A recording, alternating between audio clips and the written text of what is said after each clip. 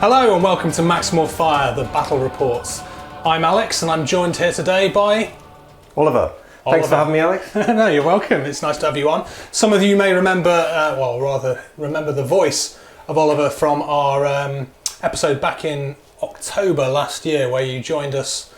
What were we talking about on that episode? Legio Venetor. Legio Venetor, the most that was it. Underrated loyalist. Absolutely, Legion. yes. You would think I would remember my own episodes, but we've kind of got to the point now where... I don't remember what I did last week. What are we doing today? What Legios have we got on the table for the people? So we've got Legio Laniaskara for the traitors and Legio Osedax for the loyalists. And a big thank you to Oliver who's provided both forces today, both beautifully painted. We'll make sure we get up plenty of photos of those throughout the battle report. So this is to tie in with our podcast, which we'll be doing, which will be released at the same time as this battle report, where Legio Laniaskara, the Impalers, is going to be our focus Legio. So, bit of a battle report to show off some of those abilities and give people an idea of how they play. So, what are we playing today? So the primary mission is Wrath and Ruin, and the deployment was a flank engagement. So it may look, if you're looking at the above camera at the moment, that I've cheated massively on my deployment. But Wrath and Ruin basically is the mission from the open war packs where we deploy 3 objectives each. And in the end phase, if the enemy has a model within 1 inch of it, they can destroy it and score 10 victory points. Flank engagement is a 14-inch on diagonal, and I have been able to pull some shenanigans on my side to allow myself a little bit of extra movement. So with Legio Osedax, they have one of their Princeps Senioris' traits, which is Lightning Assault. Which is Lightning Strike. 6-inch move after the deployment. Yes, so I've managed to just push up a little bit. We'll wait and see if moving towards combat reavers is suicidal. But so I've managed to kind of push my Titans up a little bit.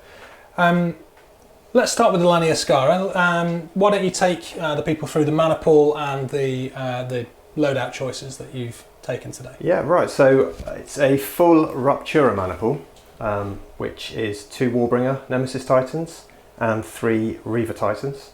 The Reaver Titans have all been armed with Melter Cannons and Chain Fists, which is quite... Gross. Yeah. It's quite in keeping with Laniaskara's theme of short-range brutal assaults.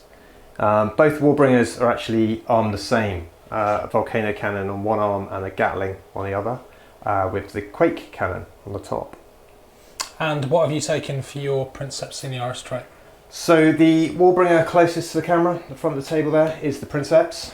He's got Cruel as his Princeps trait, which is adds 2 to the strength of weapons against units with the scale 5 or less. My Osedax list contains 2 units, 2 banners of knights, knight lancers. Which I'm taking, so it's almost as if you've kind of known that I'm going to be fielding knights. It's fairly useful against those knights, yeah. It is. And then on my side, Legio Osedax, the Cockatrices, I've taken a Corsair mana pool and 2 banners of Cerastus Lancers. The Corsair, we've got my Princeps Senioris at the front here. He's got a Gatling blaster. The arm there, the sword arm by Battle Bling, that is being phys-rep today as a Chain Fist with the Vulcan Megabolter top hat. I then got 2 pretty much identical Reavers in the middle who are going to be my range support. They've got the Apocalypse missile launchers on the top of the carapace, and they've both got laser blasters and a Melter Cannon. And then last but not least, we've got my final guy over here. He's got a Power Fist and he's got a Melter Cannon with a Vulcan Megabolter on top. So a little bit of ranged, a little bit of close combat, and then obviously my knights. So you will notice that I've only got 1, which is currently on the table. There is another one set off to the side here.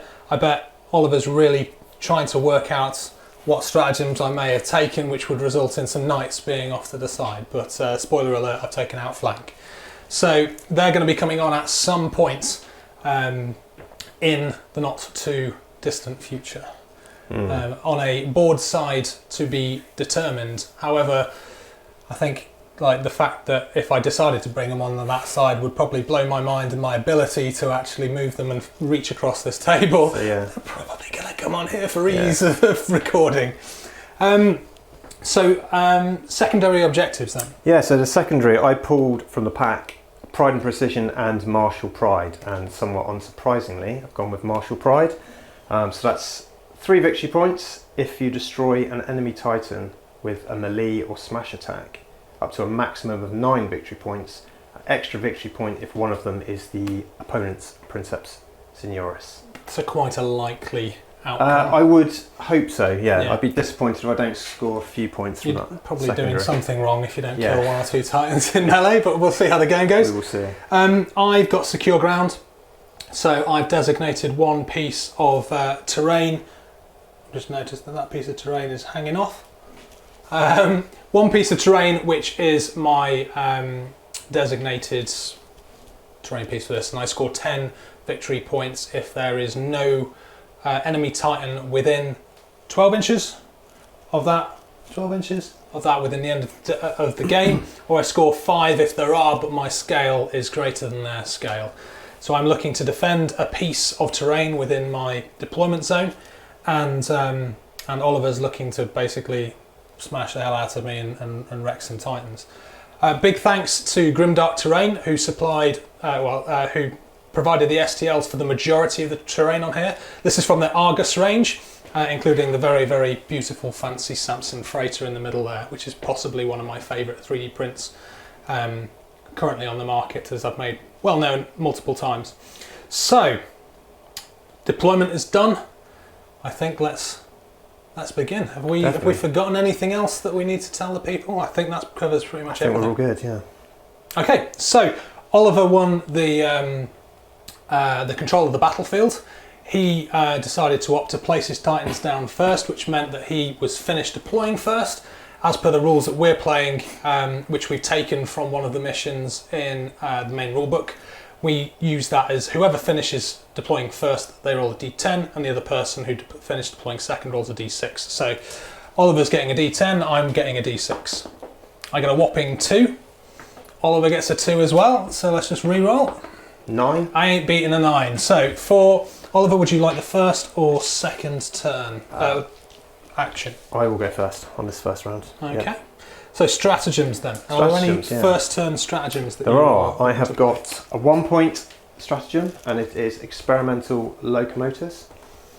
So the Ruptura trait allows one of my Reavers to push for free. The Legio trait allows one of my Reavers to push for free. And this experimental locomotives allows the third and final Reaver to push for free as well. So I'm getting a lot of free pushes, which is good. And we'll play that on the first Reaver, the one at the front of the table. So I'll leave that next to his terminal. So really doubling down on the free pushes there from the... what do you remember the name of the trait from the Legio Laniaskara rules? We'll cover that in the podcast. We will cover that in the podcast, yeah. but they do, yes. They've got some quite nice rules in general. One of the things which Legio Laniaskara is particularly good at is they've got a trait called Bullish, which allows them to always make a smash attack as well as a melee attack on the charge. So they're quite nasty on the charge, they can inflict quite a lot of damage, and that free push as well. It's called direct measures. Direct measures, as well as you have a stratagem, don't you? Yes, the traitor one. No, the Laniaskara. You may not have taken it, but one of the abilities that Laniaskara does has it. Which is, do you want me to explain that now? Well, I have taken it, yeah. Spoilers, but it'd be rude not to. Let's cover that when you play. Okay. And yeah, let's cover that then. So you played experimental locomotors. I am playing outflank, as I mentioned. So I am going to be bringing on some of my lancers on one of the neutral flanks. At some point, probably from turn 2 onwards. Any others for you? Not at the moment. Okay. Likewise, I'm not going to play any more stratagems, so straight into the orders then. So, orders. I will put...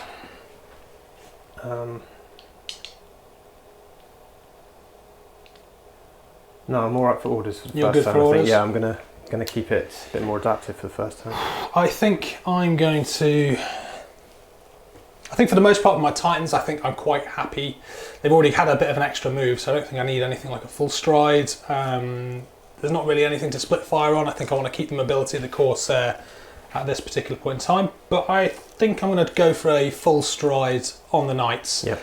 They've got a 5+ command, +2 for having the Scion. I get a 9, so I get my full stride orders off on those Knights. Okay, so if you have no other orders... No orders. I have no orders, no more orders, so on to the first movement. Okay. So first, I'm going to move this Titan forward. And he's getting his free push. He is getting his free push, so that'll be 9 inches. 9 whole inches.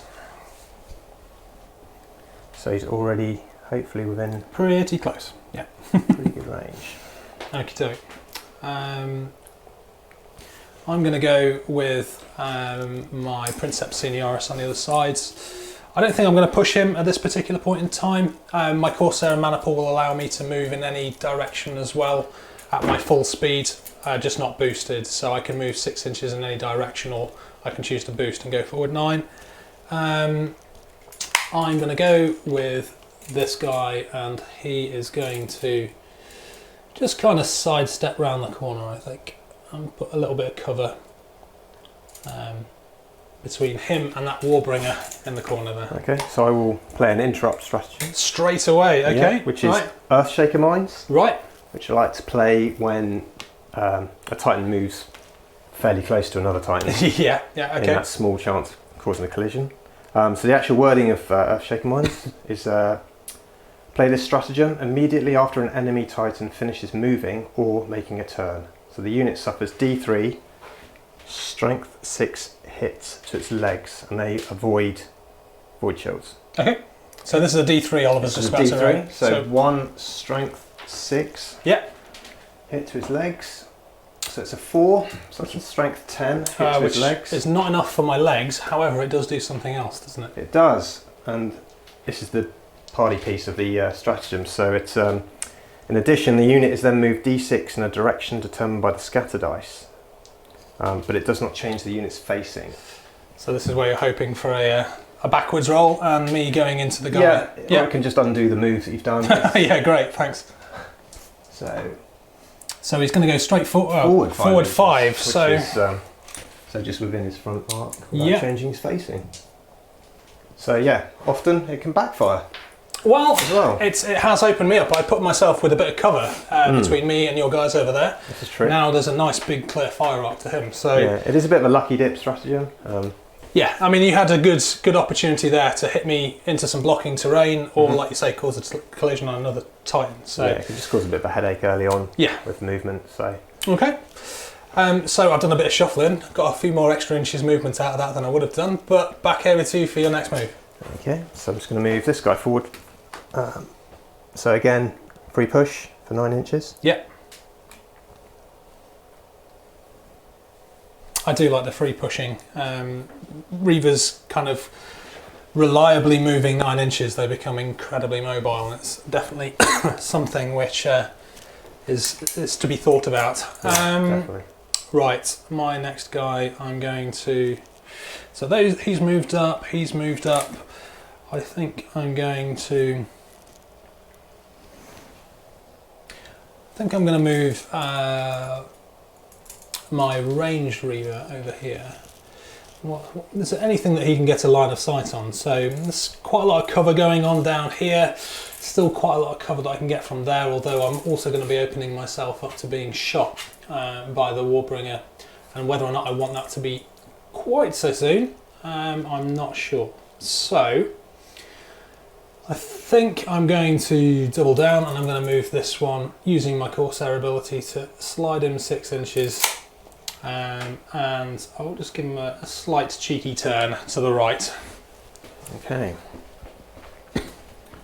So, third and final Reaver. This is the one with the experimental locomotives. He is. He is going to move 9. Hello. I've not used them before, so I've got to remember to roll the d10 in the end phase to see if they... yeah, it's the thing that everybody always forgets. I'll try and remind you.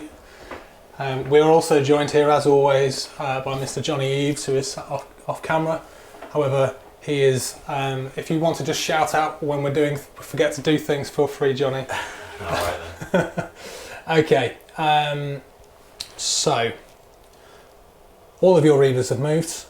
You've got your Warbringers still left to do. Yep. I've got one more Reaver and my Knights to activate. So I am going to...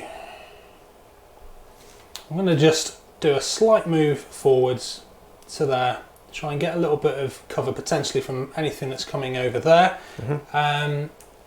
And because I've got the laser blasters, they have a -1 if it's over 16 inches. So I'm trying to think, am I within 16 inches there?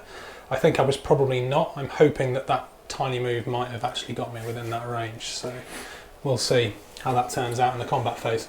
Okay, so the Warbringer movement is 5 inches. Yeah. So I will just move him forward 5. To try and be within corridor arc of that guy. And that is because this guy hasn't taken any upgrades for Yeah, his so the gyros. Princeps has tracking gyroscopes on the Quake Cannon. Not enough points left to equip it on the second Warbringer, unfortunately. Okay, so yeah, I think I can tell who his target's going to be in the combat phase. Okay, last but not least, I have got my my Knights. So these have got a whopping 12-inch movement. So I'm going to, I think, just sneak these guys around the side here.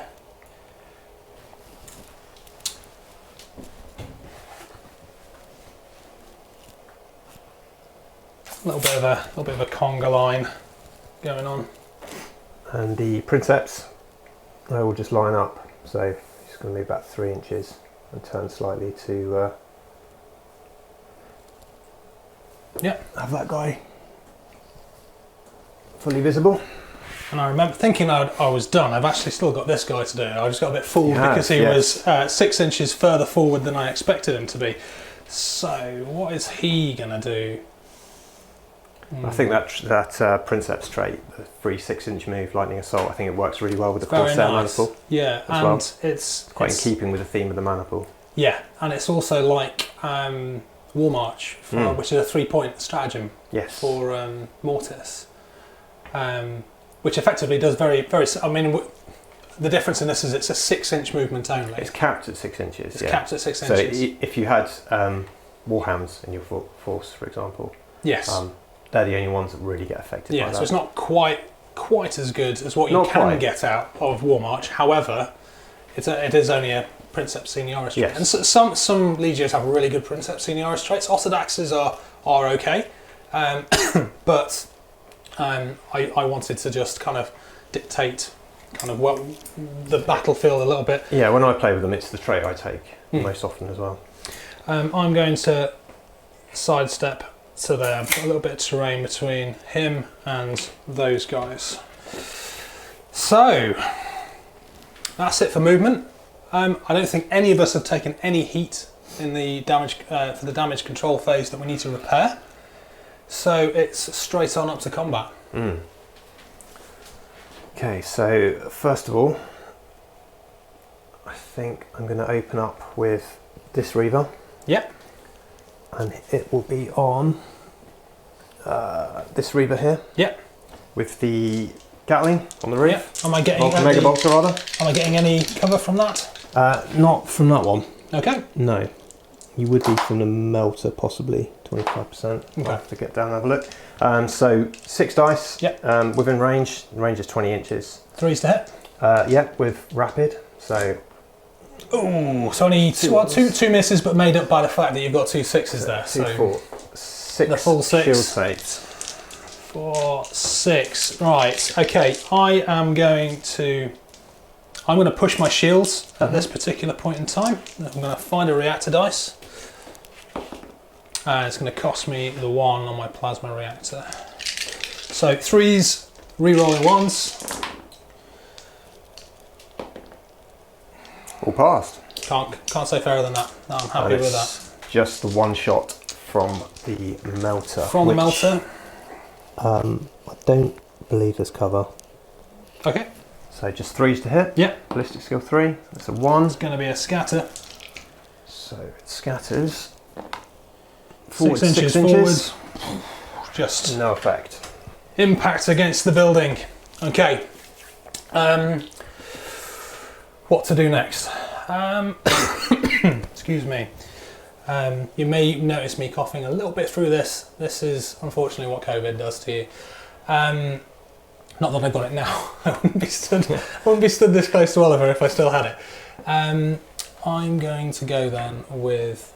I'm going to go with my knights and try and get these out of fire arc, because as this guy hasn't activated, he's got a melter cannon with fusion. It's probably going to be quite painful. So I'm just going to dart 12 inches around the sides and try. Not going to fully do it, I don't think. I do have a 3-inch. Moving the other side of the building. Yeah, I do have a 3-inch, so as long as I'm within 3 inches of my matey boy, which I'm not quite there, I think I probably could. It's fine. Yeah. You know where he is. Yeah. Okay, so I'm going to activate this Reaver. Thread in the needle? Yeah, I'm going to have to. It's going to be -2 from the carapace and the weapon. Same target? Same target, so 5s to hit? Yeah. With the carapace weapon? Yeah, which so is 5 dice? 5 dice. The APOC. 2 hits. 2 hits 2 still? 5s. Oh, I like my 3+, but I don't think I want to be pushing again for 2 dice. Famous last words, any 3s? Double 2, typical, absolutely typical. Although if I'd have pushed my reactor anyway, that wouldn't have helped me at all anyway. So no, true. I failed the dice as I would have done, and I haven't also taken a piece of heat. And 5 to hit with the melter cannon. Yep. Misses. Which is a miss. And a scatter, which is going to go 7 inches kind of over in this direction here. Somewhere. Yep. It's going to just slam into the building again. Don't like this building very much, do you? So I'm going to return a bit of fire over here. The Vulcan Mega Bolter, as I'm looking down here, has got a full line of sight. However, I think that guy there is probably going to be impacting a -1 against to shoot you with the melter gun. So 6 dice. With the Vulcan Mega Bolter, it's just hitting on 3s. So again, I also get 2 1s, but I do get 5 in total. Yeah, including the rapid. Just realised. I'm not pushing. Yeah. Yeah. 3 shields down. That'll do. Number 2. That'll do. 1, 2, 3. But again, as we said, you would have saved maybe 1 if you'd have one. pushed in that case. And then the melter cannon shot, which is going to be over here at the -1. It's going to hit you on a 6, so 2 more shield saves. This time at a 4+. 4+, yeah. Last shield is down. Down go the shields. Okay, I like this. I like this. Okay, I'm going to Nice to see activate them down. this Warbringer. Gatling is 24 inches. I'm going to open up on this guy. Try and bring down his final shield. 24 inches is just in range? Yeah, I'd say that. Just in range.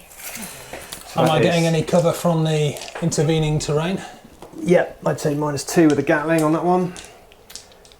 So, yeah, 6 dice hitting on 5s. Oh, that's 3 hits. Another 3. So 3 shield saves.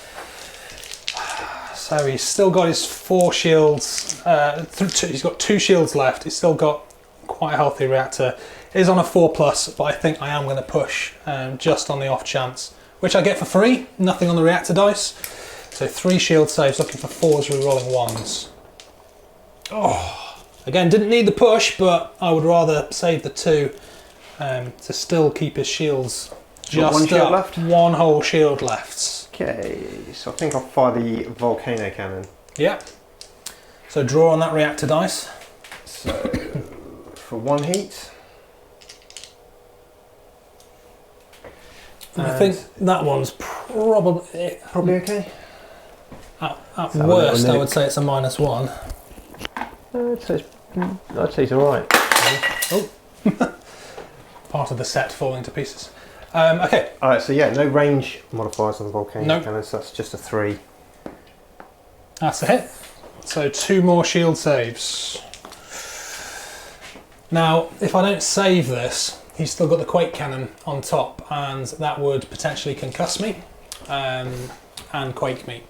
So It's actually it's in corridor, so he hasn't got the tracking gyroscope, so I'm not he sure. doesn't, does he? I'm not sure I'll be able to hit you. However, I think I am still going We'll to have to push measure it. his reactor anyway, which is going to cost a freebie. I'm getting quite a few of those freebies.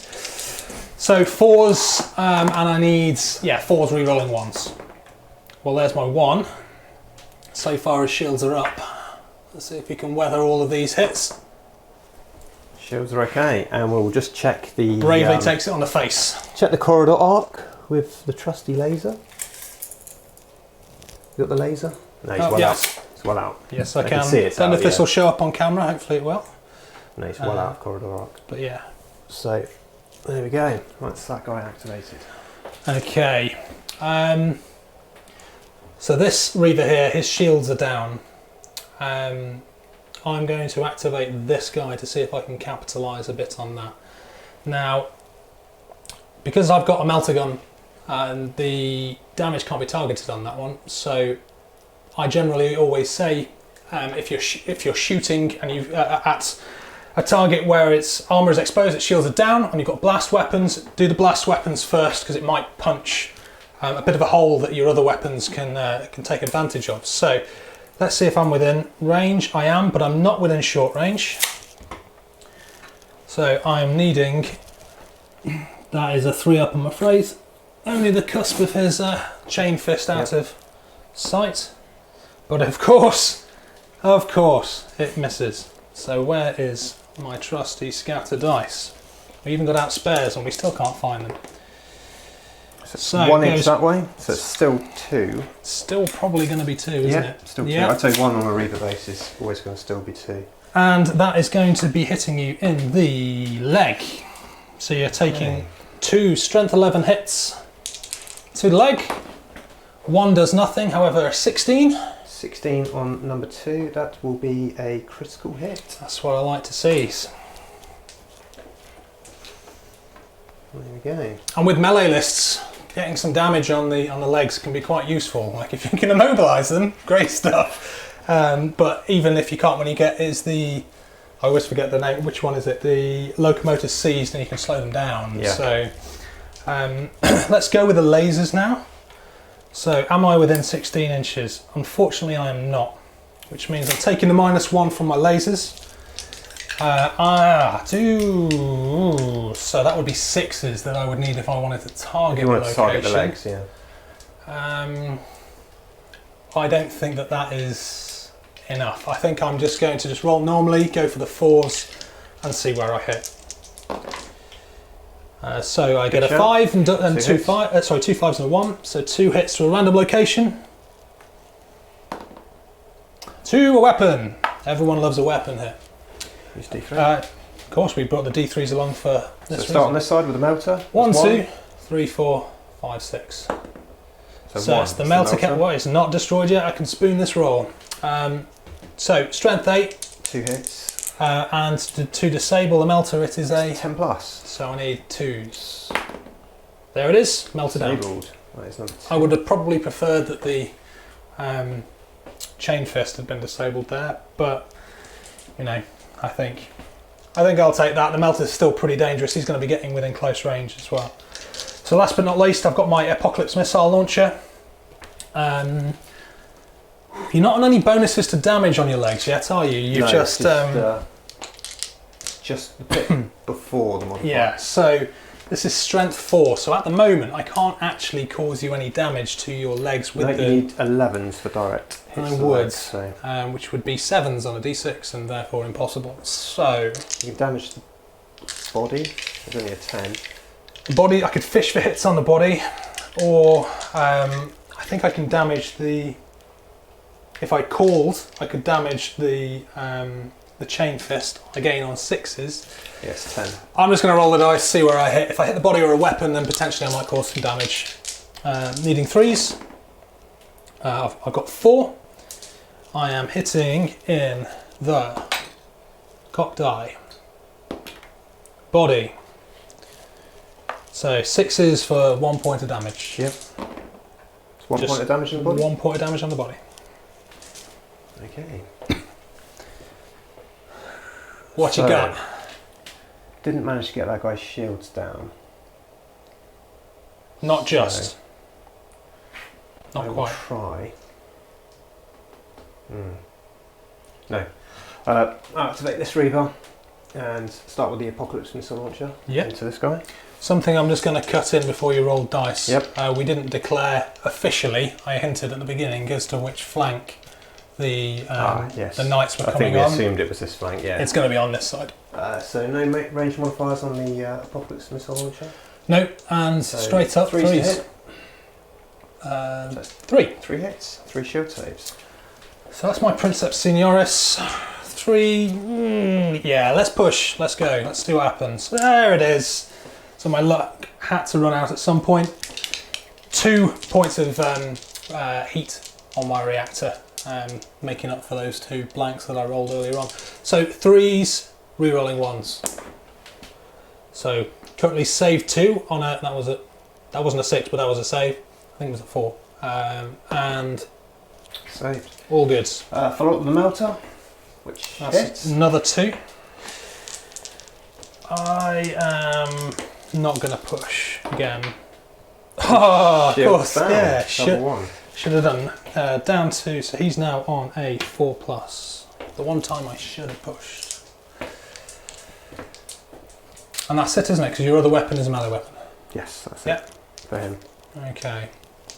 So that leaves me with these 2 guys still to go. Now, this guy over here could probably shoot at the injured Reaver, but it's going to be on a 50% all round, -2, which means no aiming, and also 24 inches range. I think he's pushing it for 24 as well. Is going to be pushing it, yeah. However, the lasers probably is. I don't really have any other targets. If it's over 30 inches, you'll get a +1 for the. I guess I could shoot him. He would be on, to be honest, nothing because of the way that it's only really the gun which is blocking a small portion. So I'm going to spread my hits around a little bit. I'm going to go for the other Reaver on the other side. With the Apocalypse Missile Launcher to start with, looking for 3s. I don't think it's over 30 inches. So. We should measure. It is 24 inches. So I'm going to be in range with the melter as well. So it looks like 3 shield saves? 3 shield saves. Which he makes. Oh, fine, okay. And then we're going with the laser blasters. Should be forced to hit from there. Forced to hit because of the -1 for range. And I will choose to Shield Bane on this particular one. So I'm going to roll the reactor dice. Oh, it's the Machine Spirit. So I'm looking for one heat. 1 heat, automatic 1 heat. And I rolled a 5, so therefore I've passed. Managed to wrangle that Machine Spirit under control. Looking for 4s, 4 hits, so -1 to your shield save. So it'll be on a 4 up? Yes. 1 down. Was it worth the trade? Not sure. And then last but not least, I'm going to smack a melter cannon shot on your head. Which of course misses, because I am incapable of actually hitting with melter cannons. And that's going to go 5 inches forward and basically hit nothing. Okay. So I'm going to activate the Princeps, the last Titan left, the Warbringer, into the Reaver at the front. Into my other Princeps here at the front. Yes. So the Gatling is 6 dice. Nice big open corridor of fire. 6 dice hitting on 3s. On 3s. All hits, so 6 shield saves. Gross. Okay, so 4, 6. Do I risk it and potentially push myself into an orange on a double? Or yes, always. Always. Straight into the orange, 2 points of heat. 4s re-rolling 1s. Wow. To be fair, only 3 1s, yeah. Yeah, so I've saved 3 of them, and then the 3 1s. I lose a shield. 1 shield down. So I'm still hanging on in there. Right, follow up with the Volcano Cannon. For 1 heat.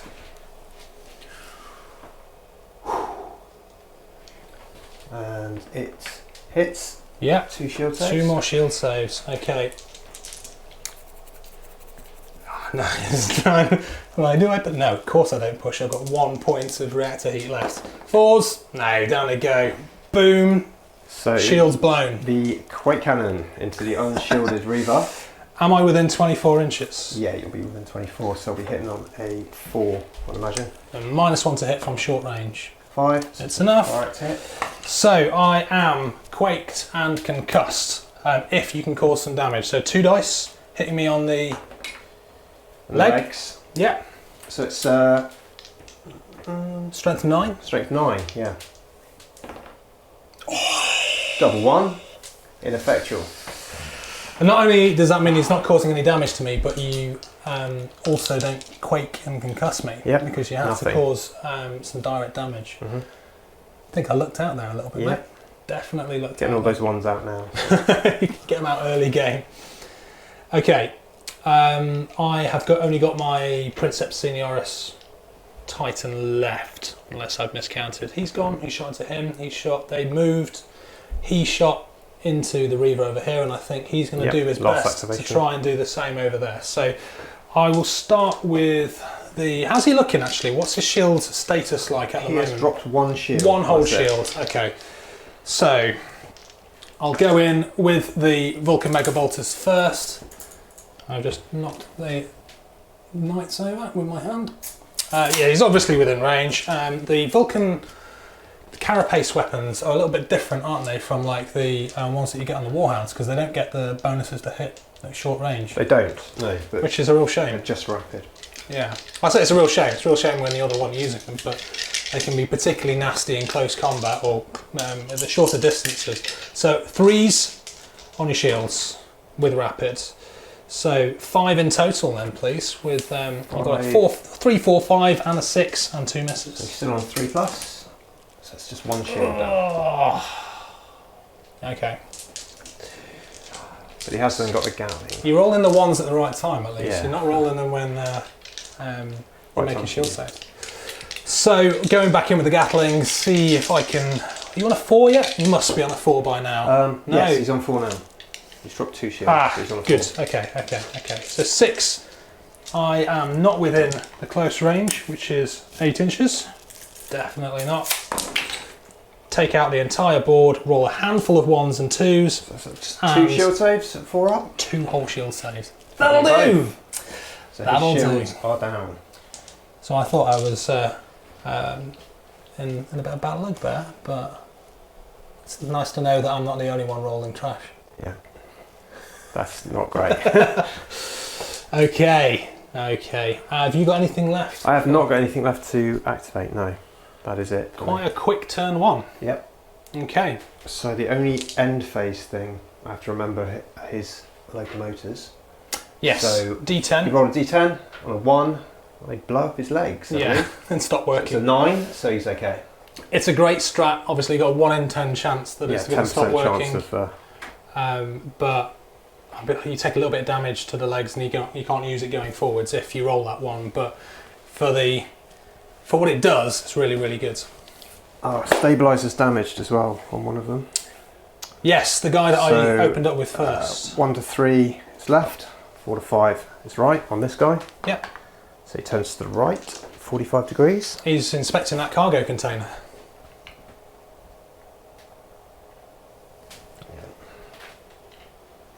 Okay. Round 2, roll off. 6. 4. I'm going to take the initiative this round, Okay. I think. So, the question is what do I want to do? Let's just have a cheeky look at my stratagems, which I've put somewhere and I can't remember where I've left them. Here they are.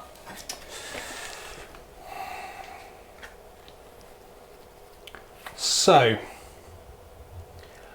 round 2, my knights are going to be coming on. They're going to be coming on the table edge, which means that you can't move them. You can use them in the combat phase, but I'm trying to think, where do I want these guys to come on, and can I use any of my abilities to do something about that?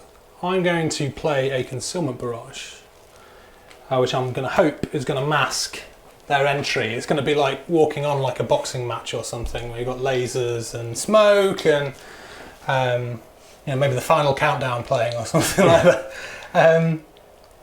I'm going to plop that there, which I hope is beyond 14 inches. So yeah, they should be able to come on in here somewhere. So they can't come on in the opponent's deployment zone. So the neutral flank is the space between deployment zones. So I've basically got here that I can do something with. Any stratagems for you? Yes. I am going to play Unbridled Hatred, which is the traitor specific benefit. It's once per game during the movement phase. So in a minute then? Yes, it doesn't activate now, but... you play it in the movement phase? Oh, I play it in the movement phase, yeah. Whenever you move, you can then add that 2 inches to it. So I'll play that. Confusing, because I've given you a stratagem, but you don't need to tell us about that until the movement phase. Okay, right. So, and yes, I'm going to use Laniaskara's... or shall I? Yes, I will. No, I won't. I'll save it. I'll save it until these two are in a better position. So you have. So that's I'm the not one going which to play that allows you stratagem. to do a free automatic charge orders. Yeah. Yeah. Okay. I will save that. So I don't have any more stratagems to play. No. So command. Now, I've got a couple of guys with no shields, but I also have not taken any damage at this point. I thought I was going to maybe have to do an emergency repair up there, but I don't think I actually do. So I'm going to go in with my first order, which is going to be charge on my Princeps, which he gets off. See if I can outcharge the Legio that's better at charging than me. What are you going to do? So, because he's on a charge order and you've got priority, I need to try and neuter him before he gets too close. So I might put the Princeps on first fire. Yeah. It's not really going to make a difference because you're going to get the charge off before I get to shoot you.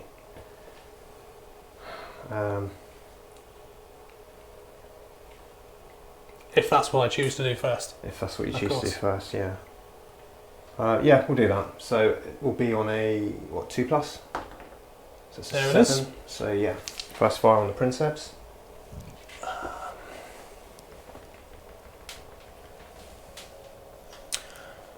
I'm going to go with I had a plan for my knights. I had a good plan for my knights. I think I'm going to change my plan. Okay.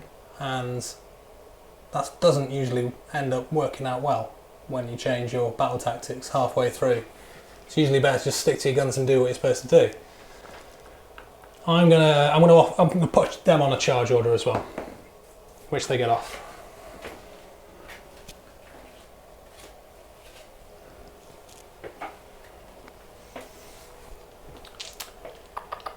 Any other orders for you?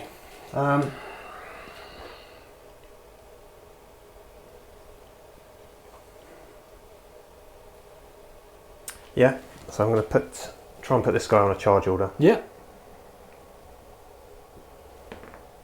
Which is fine. Which yep, 7. Yeah.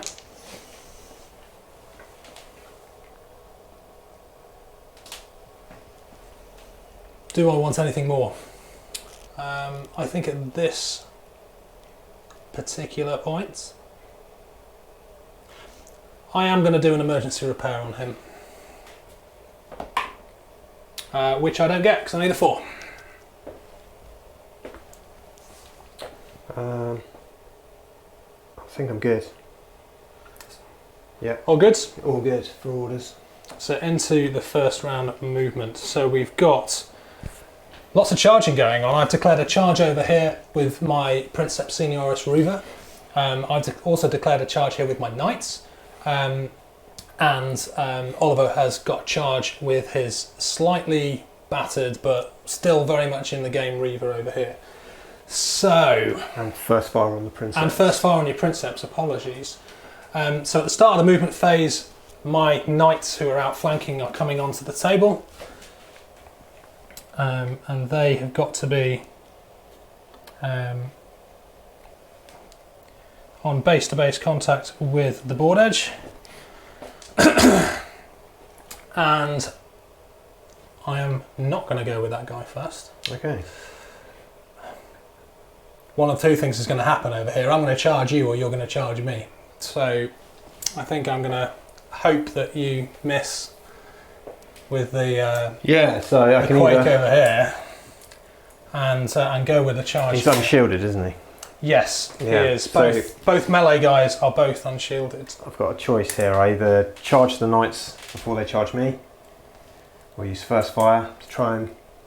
But that's all dependent on which one I activate first. Yeah. You're going to get one of the two things. I'm going to go with the Knights. I'm going to do the Okay. charge on the Knights and see if I can take out that Reaver before he causes me some damage. So he will move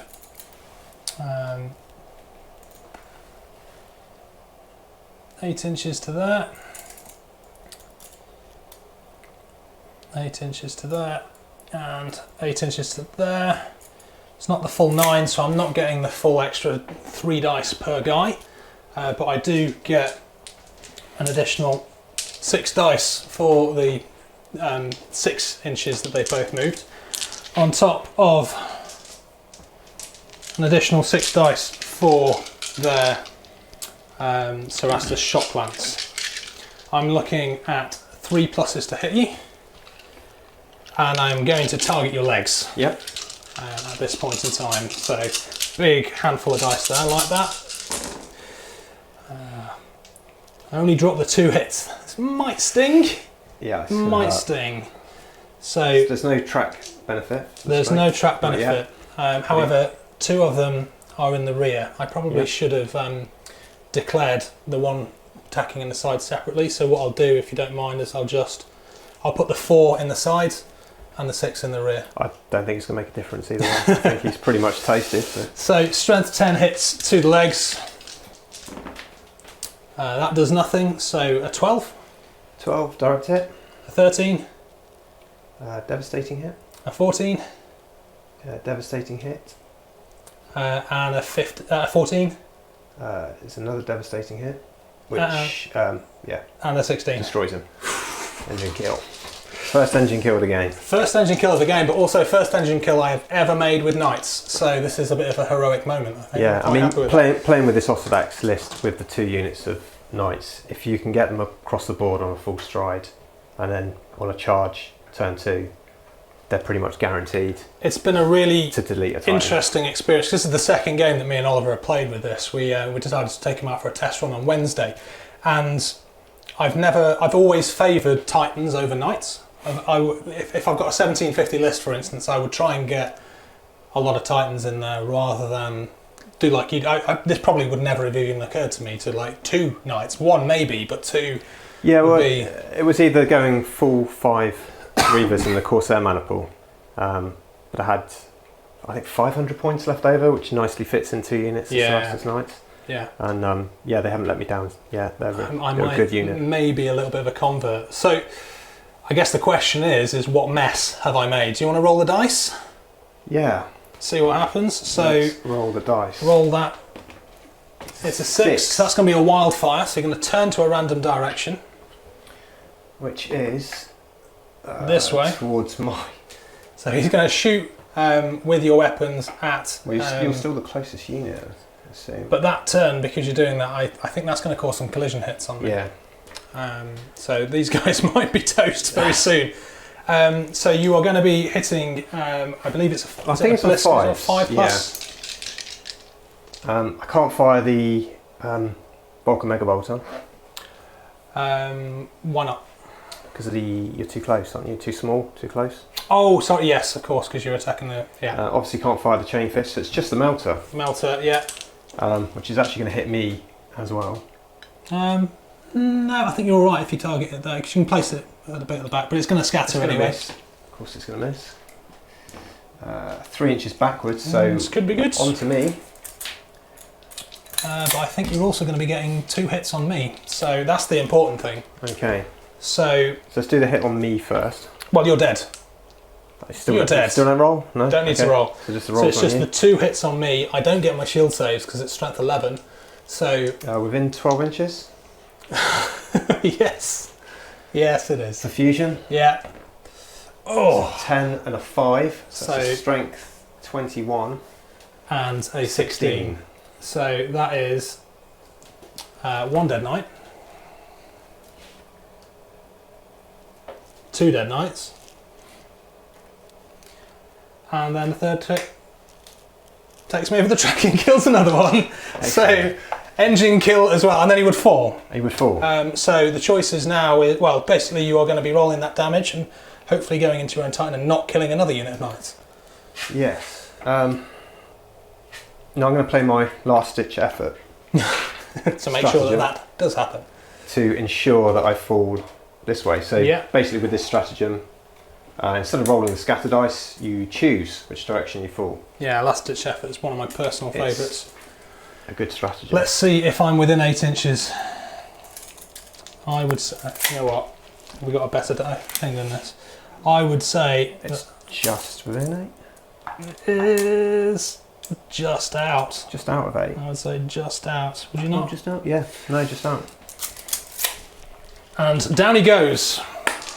Engine kill, knight kill. Wow. Yeah. So my own charge probably achieved what you wanted to do in the first place, but also took out slightly misjudged the range and wasted that stratagem, but I think it's worth it. The chances of falling into either of these two. Yeah, you had a good chance. I mean, you really wanted to be going that way, but who knows? Who knows? Okay, so that is the first movement of the game. Yep, and that was your movement. That was my movement. Yeah, my turn. Go with the first fire? Yes, we're going to go with the first fire. So he's unshielded, so I'm tempted to use the Gatling and target the Chain Fist. Right. Just because you've got weighted dice over the one shot. Yeah, but the one shot will half my movement. One shot will half the movement and possibly move you as well. Of course, you do have to roll more than ones on damage for that to work. Yes. This time. And hit. And hit. So it'll be -1 to hit anyway, because he's on... You'd be hitting on 4s, yeah. You're hitting on 4s with the Quake Cannon. You're going with the Quake Cannon? I'm going to go with the Quake Cannon. Okay. So it's a hit 6. To a random location. To the body. Strength 9. Strength 9 to the body. 2 dice. Double 1 again. Oh my god! At least I'm consistent. And like, is he really kind of experienced enough to be the seniorus of this particular group? This is only his second game, so... I think one of the other guys should maybe take over his role as the seniorus. Or maybe he's going to be having words with his moderati. Well, the main reason I put the Princeps in the Warbringer is for the cruel trait. I'm hoping that he'd actually do some damage to the knights. Turns out he's on the wrong side of the board, facing the wrong way. But you know, that's the risk you take. Well, all you need to do is just cause a melter hit to knights and then sayonara, good night. Really. Okay, so that's his activation. That's his activation. So my remaining activations are the rest of my Titans. So he's not doing a move, is he? He's not on a charge. But he does have his normal movement. So I will begin. I'm going to move this guy up 6 inches to here.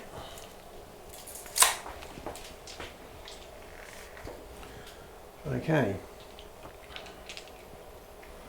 So I'm going to activate this Reaver.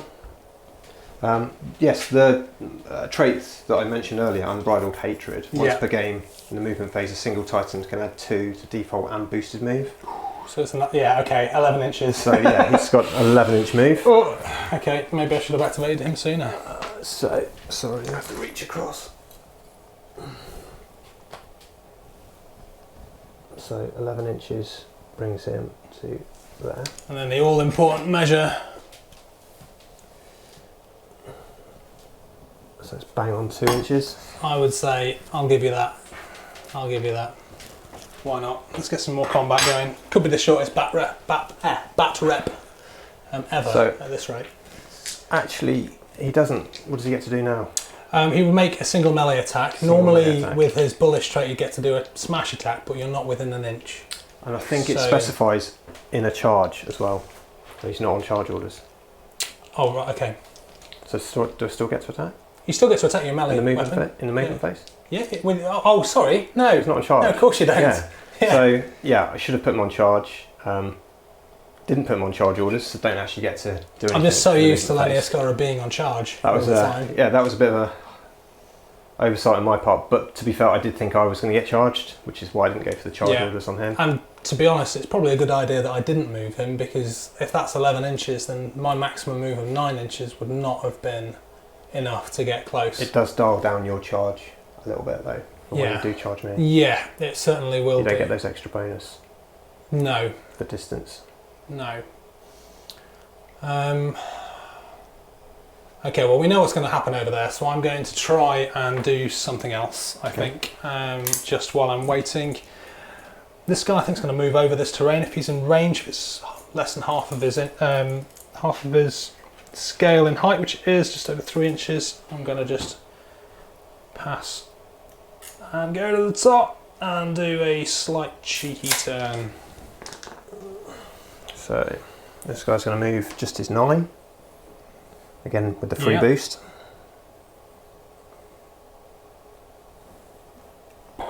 Okay, I see where you're going. It's going after the objectives. So, where are your objectives? You're one there. So I've got two either side of this rock, and then one over in the other corner. So I think I'm going to have to try and intercept this guy before he just goes mad and starts taking things out left, right and centre. And I'll move him into 2-inch range. 2-inch range. But what are we... Yeah, we know where he is. Yeah. He's there. It's whether or not I could get him closer, but I think I'm going to forego. I'm not going to move him any closer, because if I pushed him forwards to get the smash attack, I think I would bring my base within full arc of your front weapons. So I'm hoping that in this way I might get my power fist attack off and not have enough of my base in your arc for you to return damage to me. So I'll go with that. Yeah, I probably should have anticipated that move and turned the Reaver to the right, so I got arc on you. But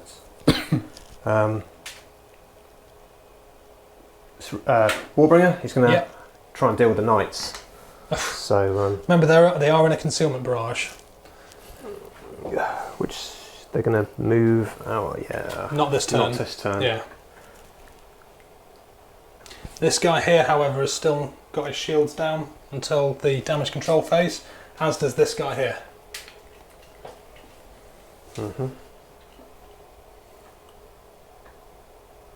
Okay, so I'm going to move forward. I'm going to push his reactor for 7 inches of move. So 1 heat. I'm going to move forward 7. And then turn to get my corridor. Yeah. On that guy. There you go. Okay. Back to you. And that just leaves me to activate, doesn't it? It does, yeah. I haven't got any more activations. Which is my last charge. So I'm I'm not going to move directly straight forward. I'm going to charge within my arc, because you can do one turn at the beginning of your charge, which I'm not going to do, and then you have to move within your front arc. So you can technically zigzag if you want to, but you can't turn after you start moving.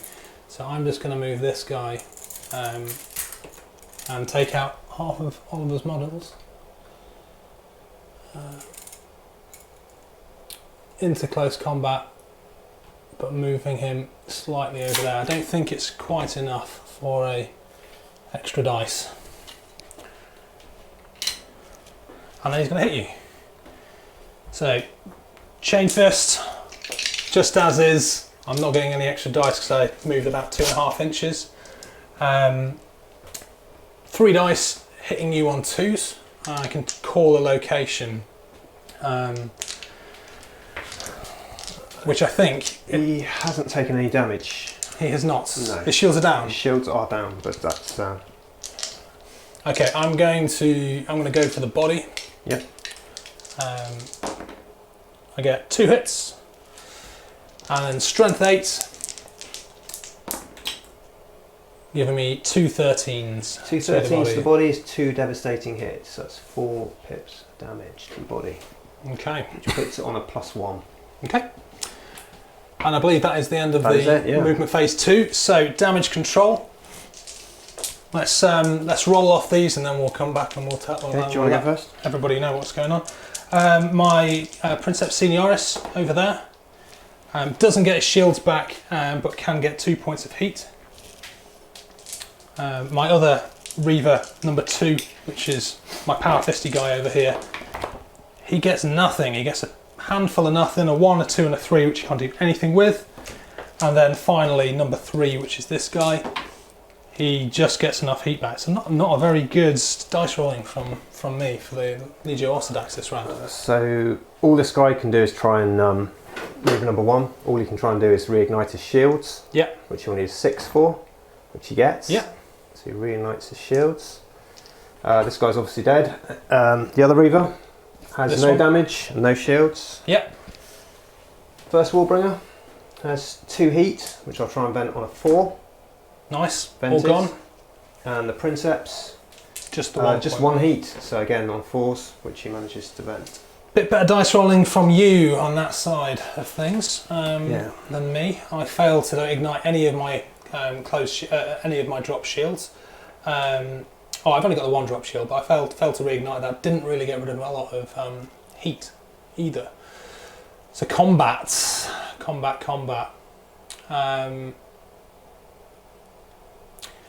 I'm going to go with the guy in close combat already over there. Yeah, I was going to say, you've got to try and get me before I get you. Let's try it, yes, because otherwise you're going to be taking chunks out of my innards. So I will call target again for your body. +1, yeah. Needing 2s to hit. 3 hits. The 1 does nothing, is discounted. I've got a 10, +1, 11. 2 direct hits, which and a 12 +1, which is 13. Which is a devastating hit. So that rolls you over into first point of crit. It does. Smash attack. D3 hits. Where's the D3 dice gone? There we go. 2. These are hitting on 4s, targeting the same location of the body. 1 hit. And this is strength 9, scale +1. So that's a 12. Strength 12. 17. No, sorry. What strength is it? It's strength 9 basic. Yeah. Plus 3 for your body. Mm-hmm. So 12. 12, yeah. So 17 is 17 is critical. And another critical. He's hanging on in there. Yeah. Okay. Just about. Okay, and I've still got my carapace and my Gatling. I should have used my adaptive tactics at this point and used that on something else, because I could have shot at either of the other Reavers, but I guess at this point, like, let's target the body, right? Yeah. So because I'm close range, I'm on weapon skill instead of ballistic skill, so 4s. I'm targeting a location with a ranged weapon at close range, which is a -1, so 5s. But the Gatling has got a +1, so that is a 4. Falls into the body. Yeah. Falls into the body, of which only 1 drops. This is strength 5, making it strength 8. 5, 6, and 8. Yeah, and it's ordnance, so you're re-rolling ones. Re-rolling ones. I think that might be enough, unfortunately, It is. Yeah. for a second engine kill. It is. I don't know what it is. You roll these kind of stuff. This is the second bat rep where we featured a Legio, and then they've exploded a lot. Yeah. It's the curse of the... I'm going to be the person who played Laniaskara and didn't actually hit anyone as well. Okay, let's see what happens. He's probably going to fall on me. 4, so that is, he is going to wander around and fall into something, I believe. That is laid line. D6 in a random direction and Yeah. falls over. So, this is when he can very much likely to cause a collision. So he would, because he would turn, Yeah. causes D6, and then he'd move 5 inches that way. So Let's just pop him there, shall we? figure out collision. D6 collision hits on me. 2. In fact, you can't move past another Titan, so Yeah. he would just stop. So 2 collision hits, random location to my body. Strength 8. Strength 8, yeah. 2 6s. Okay, so that's 2 14s. That's 2 devastating hits to his body. And now he's going to fall. Yep. And of course, he falls down in a heap where he's at, 2 inches all around. Is that another D6? It's another D6 impact collision hits. That's 5 this time. See where he hits me. Into the body again. Oh! At strength. Yeah, no, it doesn't matter. I don't think you need to roll the dice, do you? It's strength 9. So 2 5s and 2 6s. So 2 14s, and then over into a critical and 2 15s. So bot. Engine kill. Excellent. Big explosion, down I go. So I roll the D. Oh, this seems to be, it's like you go, I go, like Yeah. I kill you, you kill me, like my charging, I don't think I'm going to charge that anymore. chain reaction thing that Titanicus is. What happens to me? infamous for. What happens to me? 9, 9. which is a magtar, or is that a... I believe it's a magazine detonation. Yeah. Oh, it's not quite the super fun one. Okay. D3 plus scale direction for distance. Yes, so it's going to be 3, so 11 inches, which is going to impact my Reaver there, but I think you're probably out of range. Yeah, I'm going to be out of range. Does it impact this guy here? Yes, so it's going to hit both of my Titans, but not you over there, which means I am taking... So luckily the highest strength of my weapon is only 5, but it's void. I'd get void shields anyway, so I'm going to be getting D3 hits at strength 5 on both these Titans. So D3, has he got voids? Excuse me. Yes, they both have voids. So 3 void shield saves. 3 void shield saves. He's going to push when I find the dice. He's upset, he's angry, his mate's just died.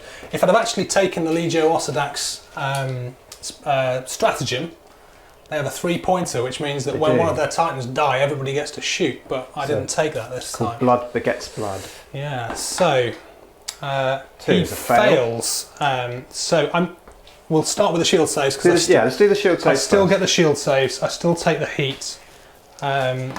Of which he passes them all without needing the shield saves anyway. But let's see now what happens to our friend, the Angry Machine Spirit. A 6. So he is going to choose a non-disabled weapon and attack with a weapon skill or a ballistic skill of 6+. Was this guy? No, it was that guy. One, yeah. So I guess he's going to shoot his missiles at the Warbringer. I think the other things are going to be taking negatives to hit anyway and needing a 5. So I'll just have some missiles for a 4.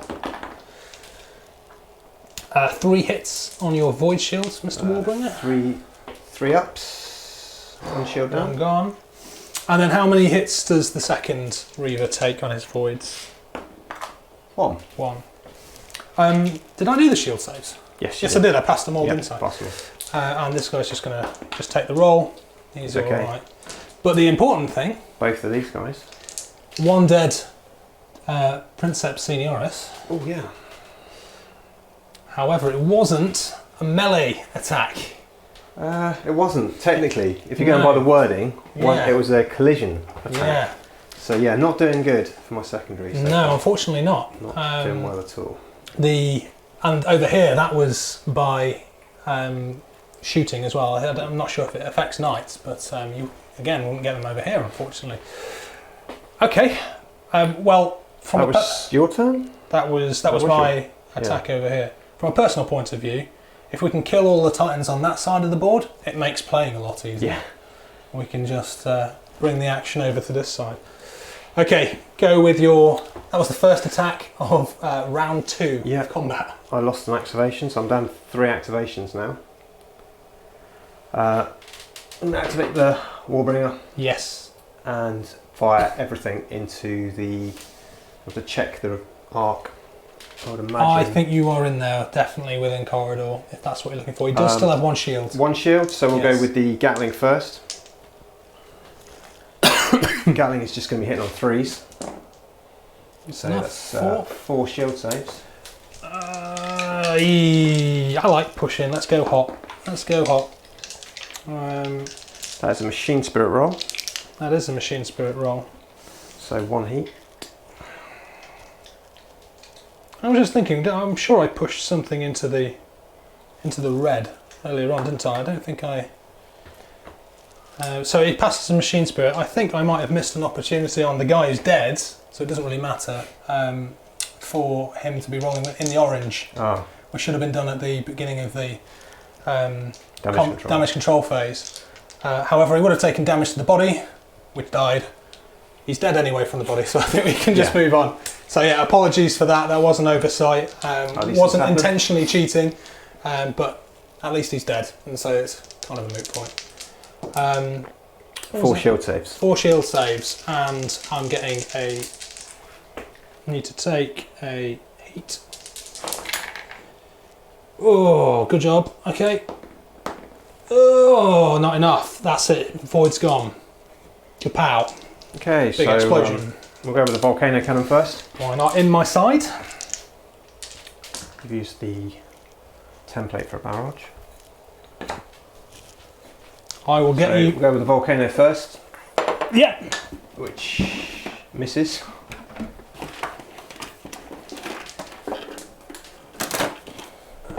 Scatters 4 inches. Probably had a nice view of my backside as I bent over there. 4 inches that way, the Volcano?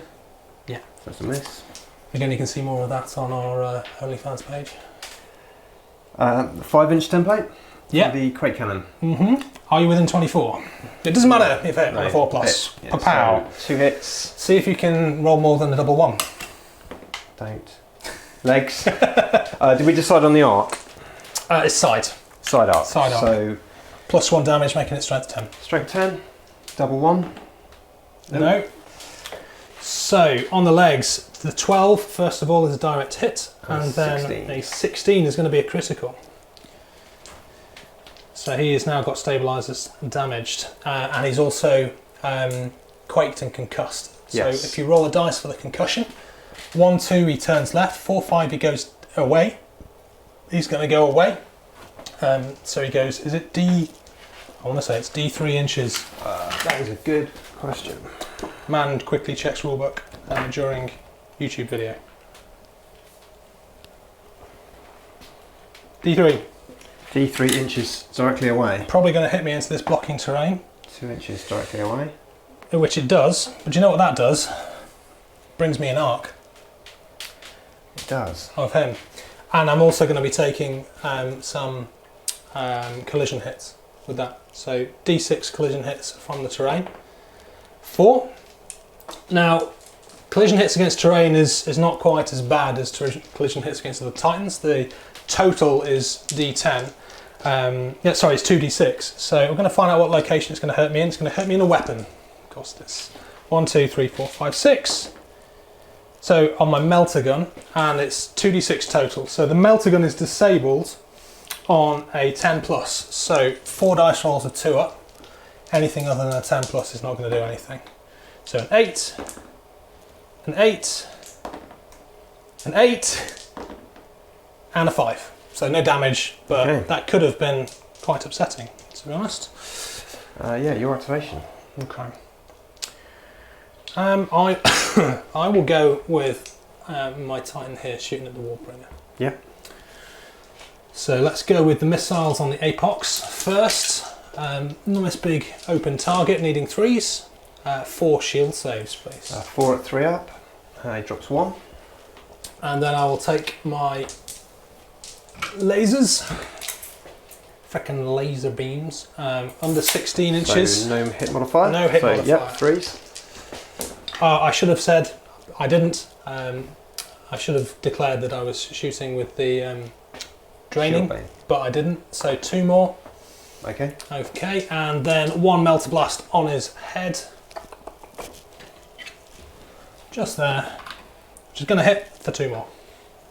2 at 4 up. So it drops 1 more shield. Drops 1 more shield. Okay. Well, that wasn't great. I was hoping for a little bit more than that. Where are you going to go next? Do either of these 2 have shields? They both have shields. They are both fully shielded. Fully shielded. Fully shielded. Excellent. In that case, I will activate the Princeps, and I'm going to go for this guy. Okay. I don't believe the Gatling at 24 inches is going to be in range. No, but your other 2 weapons probably will be. It all comes down to if I'm getting much cover. I mean, you're not getting much cover against me, so I'd assume that I'm not getting much cover against you. Okay, so the Gatling is wasted. Yep. The Quake Cannon is not... I'll do the Volcano Cannon first. Yep. Roll a heat. Roll a heat, of course. Machine Spirit. Angry Warbringer. So, 1 heat.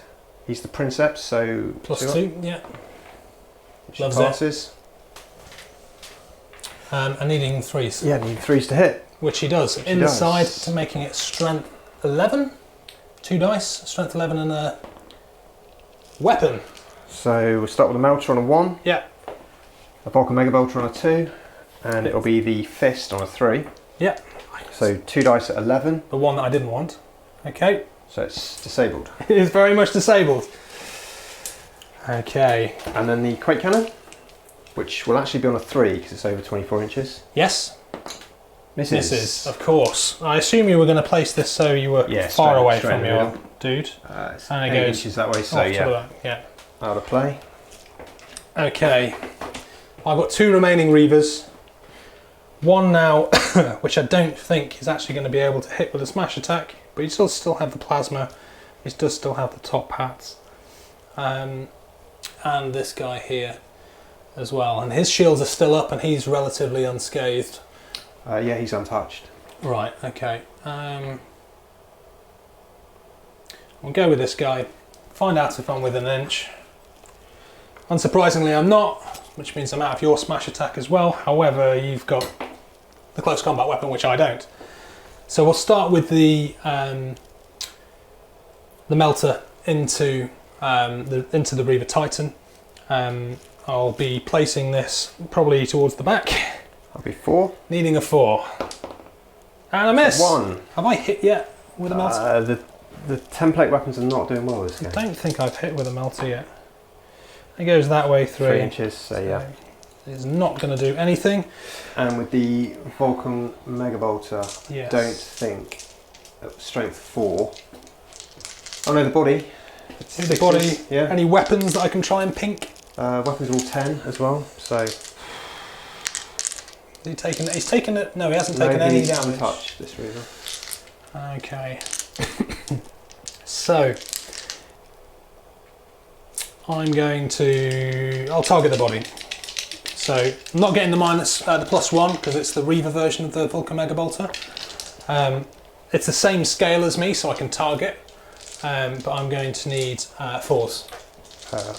5s. No, it's, Fives. There's no range modifier. You're using your weapon skill. It's Yeah. -2. So Minus it's 6. 1. Minus 1. Yeah. So it's, 5s. 5s. That'll do. That's not too bad. That's It's still 5. 5. Yeah. 5 hits. 5 hits in the body. To the body, needing 6s to do any damage. Nothing. Not a sausage. Lots of 5s. Okay, so yeah, I'll activate my final Reaver, who is now within arc. with an arc. I am over 50% in his arc, therefore I can be targeted. So I think I'll open up with the Chain Fist. Do the melter first. Melter first. See where it hits. Yeah. Do the melter. Bang in the middle. Oh, brave. So hitting on a 4. 4. That's going to hit. Template weapon that hits. And where is that going to hit? In the legs. In the legs. For a 21 and a 19. Ow. Oh, you know what? He's already hitting the legs. He's not on a... He's on a +1. So it's a 22 20. and a 20. Like it makes Yeah. all the like difference. It makes all that. Yeah. So 1, 2, crit. 1, 2, And then dead Titan. engine kill. Engine kill. But it's not a melee attack. It's not a melee attack. I should have gone with the Chain Fist. Sorry, No. maybe you might bent your ear there, didn't I? Okay, you have the honours. See what happens to Chain Fist him. would have... No, yeah, it would have hit. You would have hit. Yeah. Yeah, so D10. Yeah. It's a 9, which is See, a... normally Another that magazine logic, detonation. but normally that logic is sound. You go with the blast, Yeah, see where and it then hits, target with the and then melee target with the weapon. melee weapon. No, it makes sense, and yeah. Okay, so he is going up in a huge big. Yeah, so he Explosion. turns first of all. No, he doesn't turn. No, he doesn't. He just goes Yeah, kaboom. just kaboom. And his highest strength weapon is a melter, so it's a strength 11. So D3 plus scale in range. So it's only going to be 9 inches. So you might... Yep, you've dodged I that one. think I'm just out there. It's and just me. My knights Nope, are kind of okay. way out. Okay. Oh, this has gone from looking all right, and I was getting pretty confident, and now I've got 2 Reavers left on the field and 1 thing of knights against 2 Warbringers and a Reaver. Who are all in pretty good shape. Yeah, so D3 strength 11 hits though against him, Yep, bypassing D3 shields. strength 11. So 2 hits at a random location, head, and it's strength 11. 2 16s to the head. 2 16s to the head. So that's 2 devastating hits to the head. So 4 pips of damage. Okay. And then he leaves a big smoking craterous hole behind him. So much for my close combat Titans. So I am done for activations. Which leaves me with these 2 guys. They could technically shoot. And I think that guy would be able to see him because they've got the shield ability if he's within 12, and I've got him. But you're fully done, aren't you? I'm done, yeah.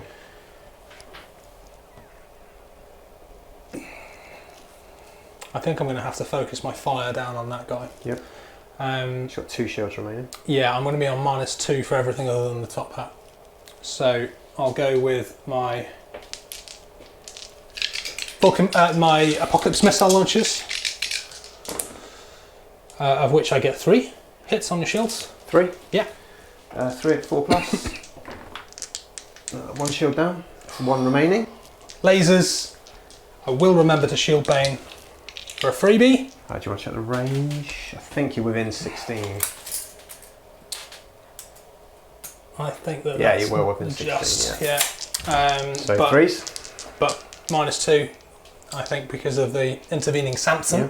So 5s. So 5s. Just One the hit. 1, but it's going to be on a -1, so you need 5s. Yeah, 5s. That's okay. Of course he does. And then Melter. Hits! 2 more. Finally, just when I don't want, I'm wasting it on shields. But Shields down. shields are down, but what a waste of the Melter shot. Okay. So it's just the knights left back. Just the knights. They can, and I've always found this a little bit weird, but they seem to have shields that can shoot. magic space shields. Yeah, I think it's like a shockwave, like a seismic shockwave, similar to Quake. And within, So I see it, yeah. if I'm within 12 inches, which I am, is he shielded? Mm-hmm. Okay, Fully so shielded, yeah. I'm hitting you on 4s and it's just going to be shields. And I miss, so nothing. Is that the end of the round for combat? It is. So a very, very eventful round of combat. I think the game has very quickly kind of shifted from being let's be honest, like it was looking kind of quite in my favour. Yeah, so turn one, I mean, not getting the charges off with the Reavers. Again, I'm still learning with Laniaskara, not used to charging Titans. It does highlight how difficult it is. There's a lot of dice rolls that have to go your way to get a successful charge. even with a trait that gives you free charge orders, it's still difficult to position. And for your opponent to be in the right place at the right time for you to get that charge off. It just highlights how difficult it is to charge. So just as a bit of a round 2 analysis, I didn't really intend to charge with my Princeps Senioris over there because I kind of judged that the distance was too far. And I was hoping to use it as either a deterrent to not come near me or to countercharge. Obviously I got the countercharge up, but because you had played that trait and got closer to you, I didn't get anywhere near as good a charge as I was hoping to. I mean, ultimately things exploded, things went boom and everybody died over there, quickly followed by, well, things died here, then died there, and now stuff has died here, so love it. But yeah, I mean, the charge order for me, especially against combat, well, against anybody really, is a good deterrent order, I think, because as long as your intention is always to move forward and that isn't interrupting your game plan, if you are on charge orders and you don't have a target, you don't have to move your full distance, as long as you're moving within your front arc. So, you know, that case over there, worst case scenario, I was going to be moving forward like I wanted to. Best case scenario, I was going to get charge off. Yeah. So, okay, so we need to roll for your... No, we don't need to roll for your experimental locomotives because he has dead. Gone. So, round 3. And let us see who has priority. It's 7. I got a 3. What are you doing? So we've got 3 activations each, so I've managed to balance it out a little bit. And I would say that you've got weighted Titans on your side as well. Definitely got weighted Titans. You've got manoeuvrability. Yes. So you've got your Knights, obviously with 360 arc, 12 inches of move, and 2 Reavers in a Corsair mana pool. 2 relatively untouched Reavers. Yeah. You've got 2 relatively untouched Warbringers, apart from the one which has lost his shields. Yes. But he hasn't taken any damage yet. No. And so there's 2 objectives here for the taking by this Reaver, but likewise there is 2 objectives over there for the taking by my Knights. So, any stratagems this round? So, no stratagems. Okay. I am going to play one of mine, which is Strafing Run. So, I'm going to pick 2 points on the battlefield, and any unit under it takes D3 strength 5 hits. So shield saves, yeah. You will get shield saves if they are valid. So who doesn't have shield saves? Basically, this Warbringer just has him. no shields and no damage. So I think what I'm going to do is I'm going to draw my line starting over there. This is drawing the strategy phase. Yeah. Starting over there, and he's going to draw a straight line through to this guy, and end over here. Covering these 2. Yes. Yep. So the D3 hits are going to be going into this guy's rear. Yep. And then you'll be getting void shields against this guy. No worries. Okay. So we'll start with the planes flying in, dropping their load off on this Warbringer, whose shields are currently down, which means that it'd be strength 7 hits to the rear. One strength 7 hit. 1 strength 7 hit, which is going to damage the body. And I roll a 3. Does a 10 do anything? No, it's 11. Ooh, so nothing. And then D3 hits against him. 3 shield saves. Shield saves of 3 up still. 2 shields down. I do quite like Strafing Run. It's very good, especially if you can kind of maximise and get more than 2 really is ideal. Sometimes Definitely. you can kind of get a nice multiple hits and. I mean, depending on the deployment as well, you can use it as a first strategy phase shield stripper. Yeah. It just gives your opponent something more to think about. Pink a few off. Yeah. Yeah. It's it is quite good. I was hoping there really I might do a bit more, get a few more hits into that guy, and maybe just chip away at the first couple of levels of his defence. The Warbringers being just that little bit more tough than a Reaver. Obviously saved him in this instance because that would have been damage otherwise. So. Orders. Any orders for you? Yeah, I think I'm going to give the Princeps first fire. Yeah. On a 10. Which he gets. I'm going to go for a charge on this gentleman here. One of my non-chargy knights, but you know, I get a 10, so I get that off as well. Find the dice. There it is. Anything more for you? No, I'm all good. Okay. All good. I think I'm good. Yes, no, I'm going to go with a full stride on those guys. I think these guys are going to try and go objective hunting. Yep. 7, so they get that. Does mean that you're not going to be getting any hits with them, but I'm weighing up here. I could probably charge into these guys and might be able to kill him and stop you from taking that, but at the same time there's 2 objectives over there. I've got nothing else that can take it with, so I think I might just try and go for those objectives. Understandable. Right. So Movement. Off you go. Off you go. Right, so I'm going to activate the Princeps first with the first fire order. Yes. Reaver number 3, how are his shields looking? Everyone's fully shielded. Fully shielded, excellent. In that case I'll go with the Gatling. Yeah. Which is 5 dice, and that will be hitting on 3s. Let's just check if he's in range. Just in range. Literally by a whisker. Ooh, good rolling, 1 hit. 2, is it not? Were you taking? Oh yeah, sorry, yeah, 2 hits. 3 up. And I lose 1 shield. Got a 2 and a 4. Boof. Okay, you okay? Well, with mine, what I'm going to do then is I'm going to move the knights, and they're going to go conga around the corner. Didn't probably actually need the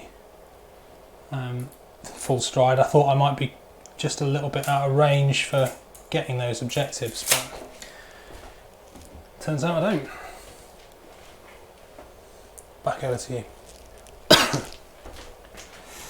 Okay.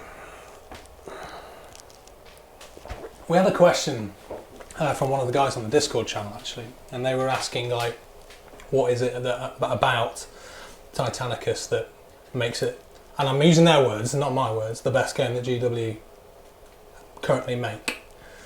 What is it for you? A massive dose of nostalgia for me, first and foremost. So 13-year-old me in 1993 had a badly blue tacked together lead Reaver. Blue tack? Yeah, I wasn't Oh allowed. my I wasn't God. allowed super glue. I was 13.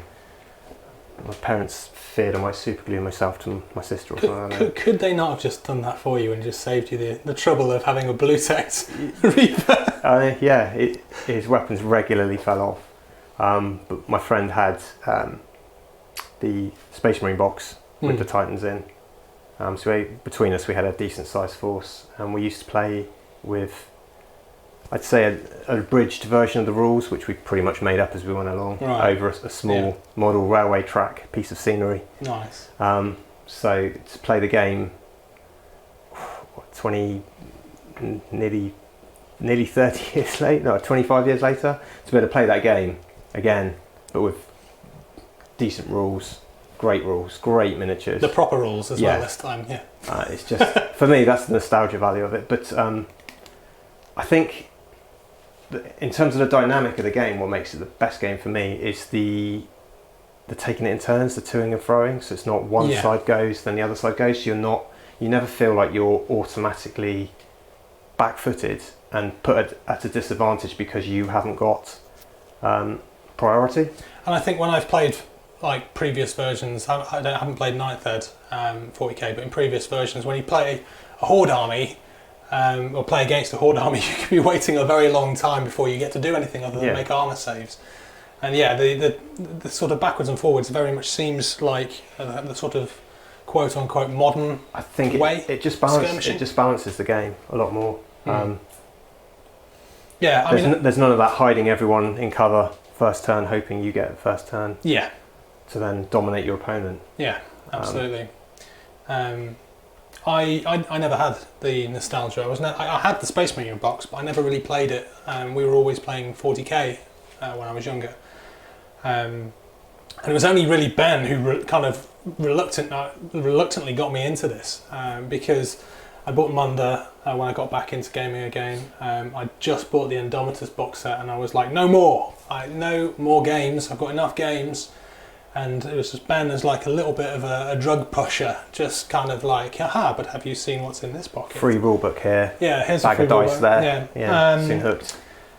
And yeah, I think it was the models eventually. Like I think like a lot of people, I was very much like, how interesting is it when there's only actually like 5 different chassis? But very quickly after painting a few, it was just that's what I painted like 12, 13 Warhounds now, like 7 or 8 Warlords. They're great kits for modelling as well. I just keep coming back to them. But yeah, just the rules in general, the kits, everything about it is it's a great game. Yeah. Sorry, tangent. Yes. Let's get back onto your movement. Sorry. I'm going to activate this guy. Yes. And I'm going to try. It's possibly not going to work, but I'm going to try. Oof. It's worth trying.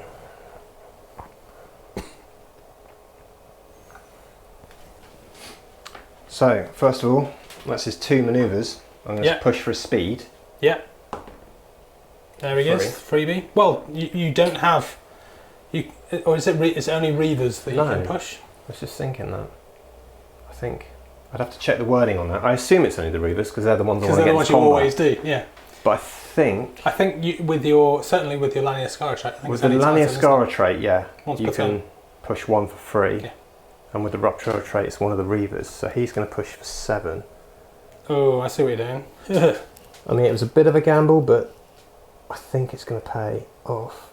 7 inches to there, and then if I push again, you can try and bring a carapace back in. Second, third turn rather. Yeah, nicely done. Try anyway. I think you're definitely going to be able to see somebody there. It might be getting some cover penalties, maybe, but yeah, that's going to hurt. That's gone from being completely out of sight. And I think that's where very much a valid target. The Warbringer's got that slight advantage over the Warlord in terms of manoeuvrability. 3 turns and 7 inches. It's not bad. It's not as good as a Reaver. I've always thought that the Warbringer suffers as not really knowing its place. It's pointed so that it's kind of in a bit of an awkward position. Yeah, it's like a heavy support Reaver, the way I see it. Yeah, it's not quite as manoeuvrable as a Reaver. It's not quite got as much firepower as a Warlord, but it's still quite expensive. But I think the maniples that they go in, I don't know if I would ever take one as a support Titan, but I would take them in the maniples that they belong in. I think the Arcus maniple, which is the one I'm currently working on with Legio Oberon, I think that's a great maniple as well, drawing line of sight from the Warhounds. Yeah, so that's the one which allows you to indirectly fire at anything as long as you're in line of sight of the Warhounds. Yep, you still get the negative -2, but only scatters d6 inches, so that's and the hilarious another great use of the Warbringer. The hilarious thing about that, I find, is the fact that you can indirect fire a Gatling. Yeah. Just, like, shoot them so far up into the stratosphere that they come down and land somewhere near your Titan. But okay. So your activation. What am I going to do for my activation? So I've only really got 2 left. I've got a charge order there and I've got that guy over there. So his shields are down. He's not damaged otherwise, is he? Yes, his shields are down. Yeah, no damage. but he's fine. So, and this guy's shields are nearly down, but not he's got quite. 2 shields left. And head damage from the I think magazine detonation. similar to you, I think I've got to try and protect some of my my assets over here. So I'm going to turn him twice. And as mentioned before, I'm not going to be getting my charge order here, but I do plan on being within my front arc. So I'm going to push for speed for 1. No, I've pushed her 3. Which is going to bring him 9 inches forward to there.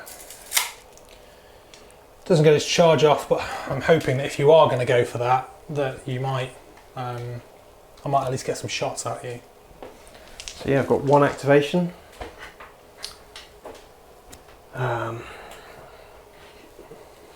Possibly should have given this guy a charge order, but I don't think you would have made that move if I'd been sat there on a charge order. So You mean like the charge denial?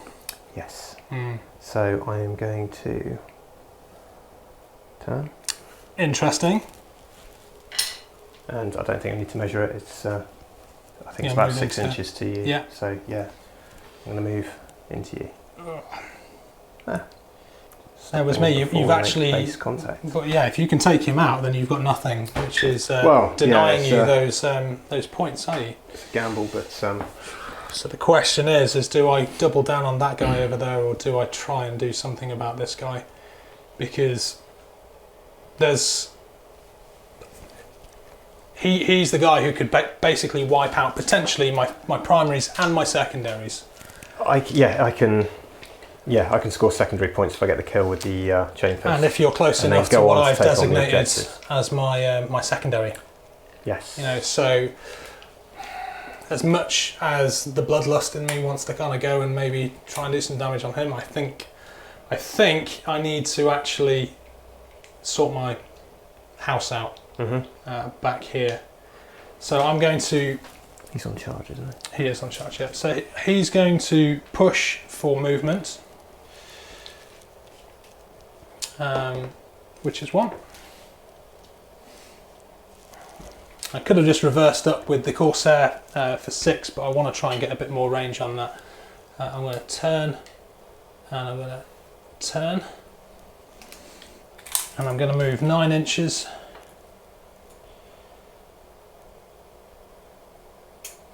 To there. Covering off the objective. Try and cover off the objectives as best as possible. I mean, shooting into him, because my Titan is where it is, you're going to be getting cover, but at least I've got another backstop that might do something about it. So that's me done. You? Yeah, I'm done. Done. Yeah. Let's damage control this. Yes. Top dice. So he only needed, he needed 2, so he's fresh. And this guy. So very little to do on my side. I've got 2 bits of heat, 3 bits of heat in total. My guys have been able to clear that heat. So all my Reaver can do is try and get some shields back, which he does 1. Yep. The Warbringer, this first one here. Yep. He has no shields and 1 heat. The Warbringers have quite a nice lot of dice, don't they? For 4, yeah. It's okay. Gets his so shields back. Brings his shields back online, and another one. gets rid of the heat for the 4, and another shield for the other 6. Nice. The other Warbringer just has 1 heat, so he should be able to clear that nicely. So in some respects, it was probably a good thing that I chose not to double down on that guy, because I would now be facing off against a Warbringer. You'd now have to with use shields. the missile launcher and the laser possibly to Yeah. shoot through the shields to get that melter shot. So Okay, so it is the damage control phase. I'm going to use damage control. I'm going to use my adaptive tactics Yep. ability to change one of my orders. I don't know if I'm going to need it or not, but because I didn't get my charge off, I'm going to change that to a split fire, which means that I might be able to do something a little bit different if I need to with my missiles, Yep. as they're 360. And your first combat phase. Okay. So, yeah, I think I'm going to have to do the attack on the knights first. So you are within the 24. So yeah, my dilemma here is, if I don't attack the knights, they're on full stride. Yeah. They're not going to be there next Yeah. turn. And if I don't attack with him, he's possibly going to kill me before I kill you. But So I if think with the knights, I'm going to, yeah. You're going to go for knights that guy? I think he's going to be getting 25%, right? At least. Yeah, he's going to Yeah. get 25% cover, yeah. So you're going to be on a -2 because of your short range. But you could potentially going to be causing 3 hits on those guys if you hit. So let's go with the Gatling first. Yeah. So 6 dice hitting on, sorry, what did you say it was? So if -1. with everything other than the Mori, it's only Yeah, 4. -1. Yeah. So 4s with the Gatling. Okay, so that's going to be 4. There is 3 of them in the banner. It's strength 5. Is that right? Yes, it is. Yeah, strength 5. So I would normally get a 3-up armor save, but because I've got the ion shields, that increases that to a 2-up. 2 get through. So 2 strength 5. Yep. So 6 and the 7, which is not enough to do any damage. No. He's not the Princeps, he hasn't got Cruel. I kind of needed these two to be in a different... Yeah, the other way around. Other way around, but we'll go with the Volcano Cannon first. Yeah. So that would just be the Yeah, just -1. on the first one. So that will be hitting on the 4. It's a 6. That's so it 2. hits. Is that 2? Well, you could probably place that and get 3. Yeah. So it's strength 10. There 10. is nothing that I can really do against strength 10. I don't get a shield save for that. Don't get a shield save. No. 2 1s and 16. So the 16 is enough to auto kill 1. So I'm going to play this sensibly, or rather cheekily, and get rid of the guy who you can see. So you're going to deny me the Quake Cannon shot, Yes. which then becomes... Yeah. It means that I'm not getting the other thing this turn. Mhm. However, I think that I would rather at least have them alive. Yeah, that's reasonable.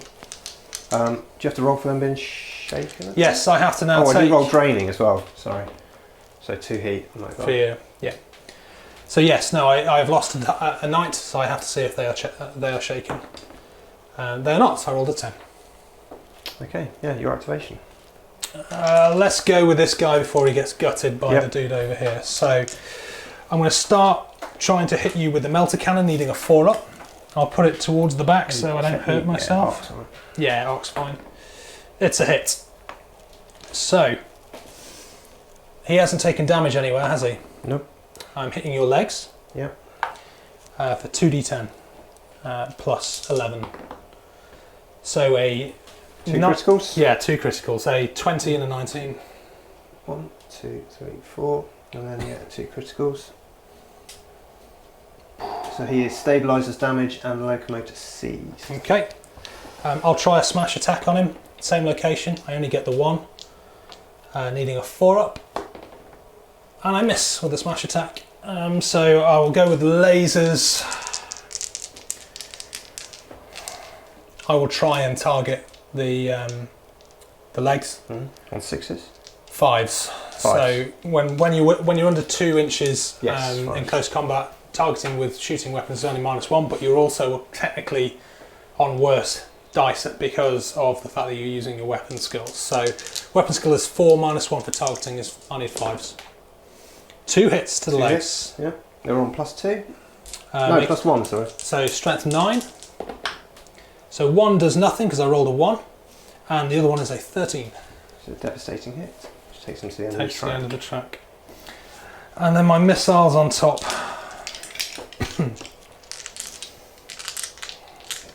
I think with the missiles, I am going to have to. I know I put on the split fire, but I think I'm going to have to try my luck for those 5s to hit your legs. Yep. I get 2.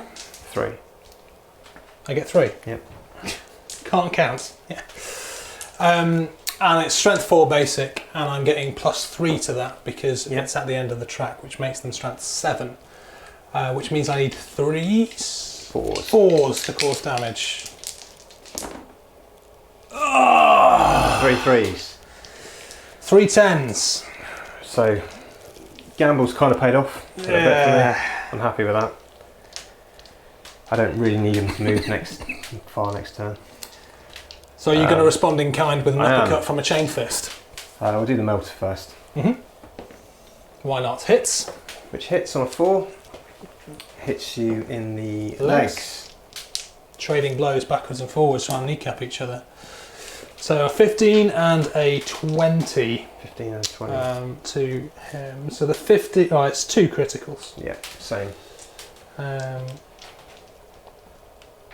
So he is now locomotive seized. Is that literally? It's traded backwards. Yeah. Exactly the same, isn't it? Literally. So I think we'll go with the Apocalypse missile launchers into the legs. I can see this going better for you though than it did for me. Well, you've seen my rolling earlier in the game. I don't know. You're following this up with a smash attack and a So close combat 5s into the legs.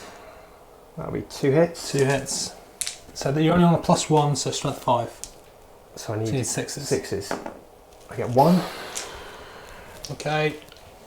3 dice from your chain fist. Yeah, 3 dice from the chain fist. Hitting on 2s in the legs. That's right. 2 hits. So 2 hits. No rending. Well, that's on the armor roll. So strength 8. Strength 10 with the damage to my legs at the moment. So 1 doesn't do anything. And a 15. The 15 is a critical. Engine kill. Engine kill. So This is going to become the battle reports where Alex lets the guests win every week, I think. It's going to be a momentous occasion when I actually end up winning one of these things. So that's my secondary comes into play with that one. So yeah, that is not my Princeps Which is, Senioris, but that's 3 points. Destroyed with an attack with the melee trait. Yeah. So I get 3 points for that engine kill. Yeah, 3 points. Let's see what happens to my Titan. It's a 3. So a 3 is just walking around, I believe. Laid low. Laid low, yeah. Laid low. D6 in a random direction. So let's see if I can walk into you. There it is. So he moves 4 inches, causing a collision over here. And D6 collision hit 1. Great. 1. 2 the body. Which is currently undamaged. Undamaged, so strength 8. It's a 13 to the body. It's a devastating hit to the body. And then he collapses into me. you. 4 hits to the Legs? What do you think it's going to be? Legs. You think it's going to be I legs? kind of want it to be legs. That's the other thing about Titanicus. You generally want to see stuff blow up. 'Cause Yeah. You don't mind. Yeah, legs. There it is. Yeah, I told you. Right, okay. They're on plus 3. +3. So it's strength 8, strength 11 to the legs. No, 2 around the leg. No, I rolled the legs. legs, yeah. Of course it is. Here goes. Handful of 1s. What do you think? The only way I'm going to survive is, handful of 1s. Handful of 1s. Handful of 1s. Oh, 3 out of 4. I'll take that. So that's 1 strength. So that is going to be a strength 9 plus whatever is your +3, right? So strength 12. So that is a 16. 16 is a critical. Yeah. Engine kill. Engine kill. So, yeah, do you want to roll D10 for that? Yeah. This has been a proper kind of I kill you, you kill me. It's that domino effect that you get with the... Oh, it's a 2.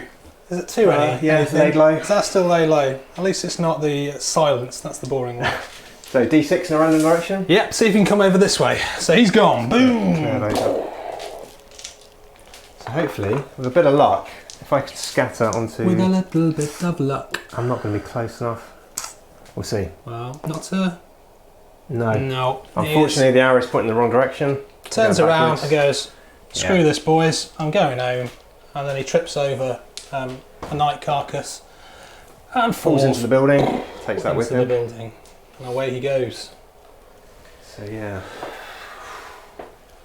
So that leaves me with this guy, who can, the only thing he can do is use his carapace missile launchers, and he's going to shoot at that guy over there with a 360 line of sight.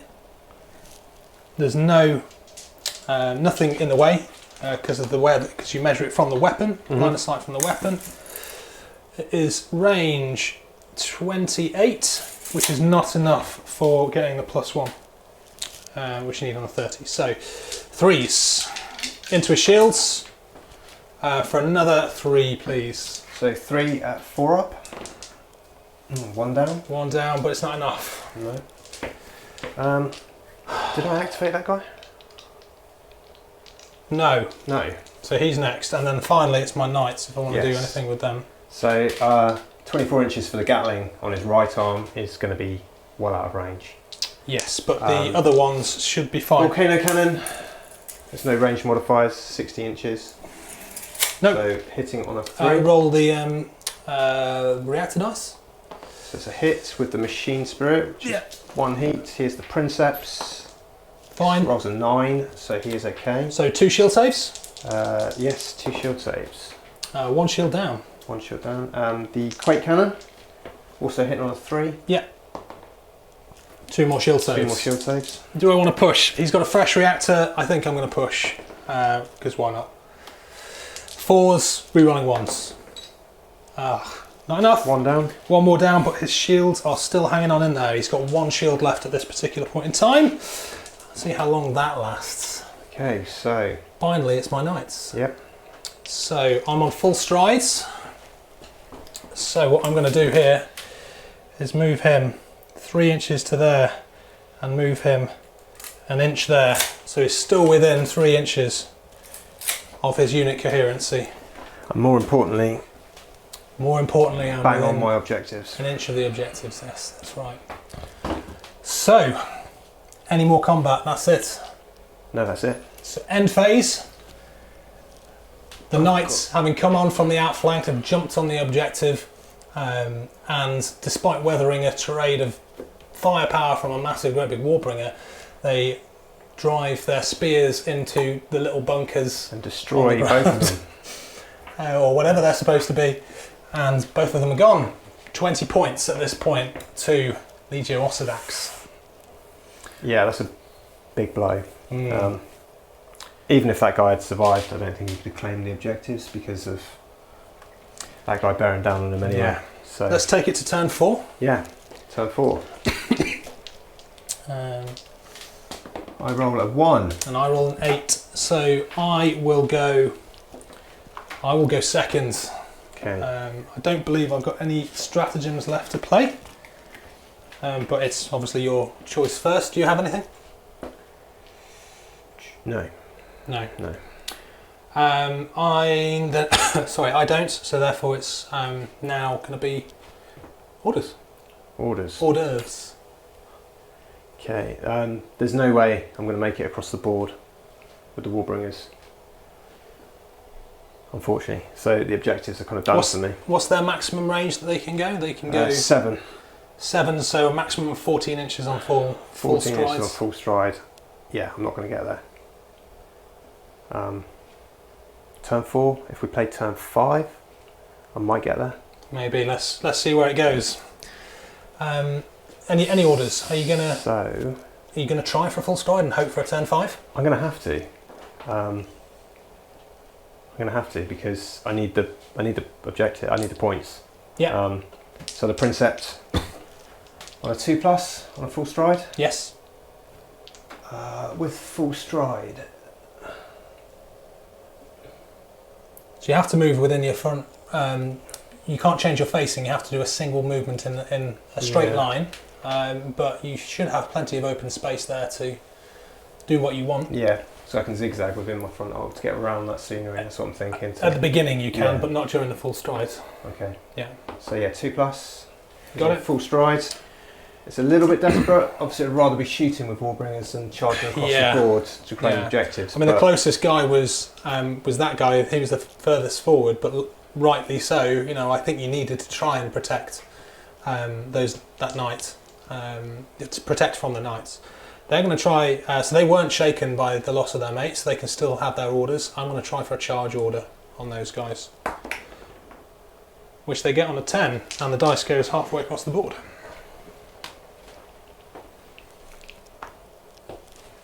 Okay. You've got priority, haven't you? No, I gave it to you. You gave it to me? I gave it to you. Okay, in that case, I'm going to go first fire Okay, on the yeah. Warbringer. For a Absolutely. 6. 6, he gets it So off. he gets the first fire. And then that leaves me with this one lone guy at the back here. I'm not going to do anything with him, I think. Okay. I think I'm going to leave him as is. Yep. So movement. Yeah, Your movement priority, you've got your first fire. I think we all knows what's going to happen. I'm going to have to open up with the Quake Cannon Yeah.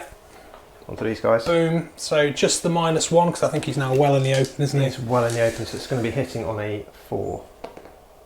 Oh, and it scatters. Misses. So, but obviously it's a big pie plate, and there's a lot of models. Small roll. 8 inches. It goes 8 inches, which It's going to be over here somewhere. I think Yeah, it's going to be too is far. yeah, just outside. So, yeah, had to take the gamble, but unfortunately, not paid off.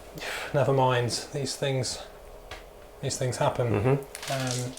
And that's another thing that I like about Titanicus is that you always kind of have options. Sometimes it doesn't play out, but like you could very easily have kind of just let those guys charge you and done something else and moved out of the way. But you know you have options available to you, which allows you to try and get around these sorts of things. I'm going to try for the charge on these guys against the big dude. So 12 inches does. When you measure out 12 inches, like I'm so not used to seeing them, but yeah, it's obviously only the Warhound can really get that sort of charge off normally. 9 inches takes him to there, so I don't think he's in range. But this guy here, he's moved 12 inches, so he's getting 4 dice plus his 2, so 6 in total. He gets +2 from his shot lance. He's on a 3+, so he's on anything but a 1. I'm going to target your body, see if I can get rid of those shields. So, strength 8, hitting on 2s. So, quite a few there, still 5 in total hits. And what do I need to damage you? Your body is 11? Yeah. So with my strength 8, I'm looking for 3s. So we have a 11. Direct hit? 12. Direct hit. And then 2 14s. So that's 2 devastating hits. So 1, 2, 3, 4. Doesn't quite take him to the end of the trial. Not enough to knock his void shields out, unfortunately, but getting some bonus damage next time. Okay. So yeah, going to have to come round. This guy's going to push for 3. So I'm going to move. You want to do a turn? Yeah. Yeah, he's going to. Yeah. He's going to turn and move 9 inches. So.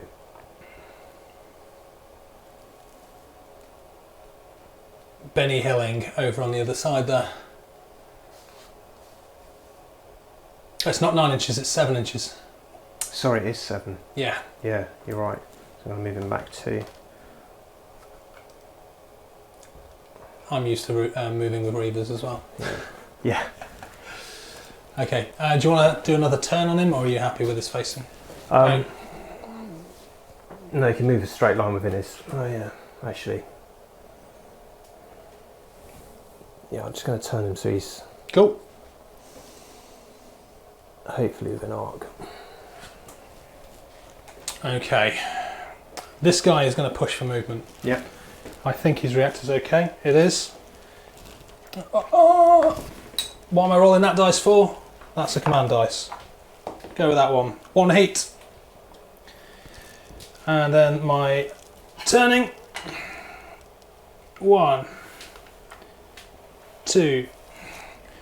And then I'm going to go 9 inches over this piece of blocking terrain to land me there in line of sight of the Warbringer, who is my next victim.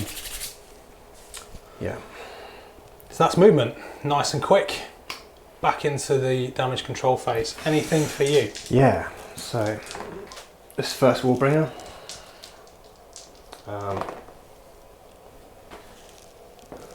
No 5s for the shields, but can get rid of his 2 heat. I rolled a 6 and 2 4s for my last remaining Reaver, so I've given him 1 shield back and I've put 2 points back into his reactor. Okay.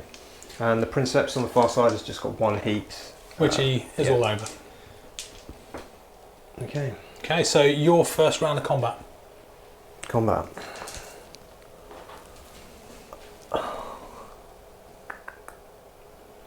So, I can't shoot you because you're too small. Well, you can't shoot Can me. use the Ardex. So you've got your Ardex lasers. defense lasers, And you've got a smash smash attack, and you've got both of your arm weapons. Can I use the arm weapon? Yes. This close? So it's only the carapace weapon, Only the which is carapace under your scale. Okay. So let's try and get rid of these knights before. Let's see. Yeah.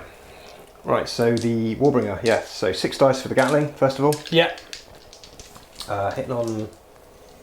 Well, you're in close combat, so it's Weapon your skill? weapon So skill. 5. 5s, but +1 because Gatling's under 8 inches. Yeah. So 4s. Yeah.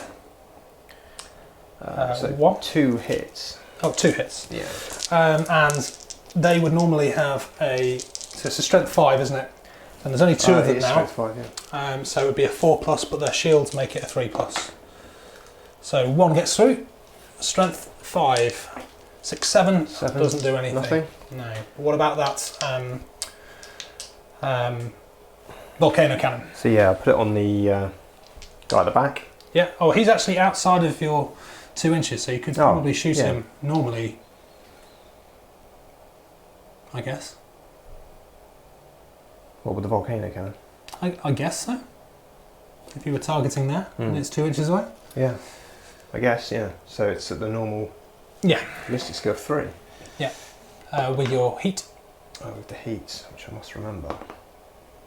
just for the 1. 1 heat. That's going to be 2 hits on him. You're going to have to target it, You so don't it's get a over 2 shield inches. save? Strength 10. Not against Okay. strength 10, I don't know. So 10. 2 and a 5, so it's 12 and a 15.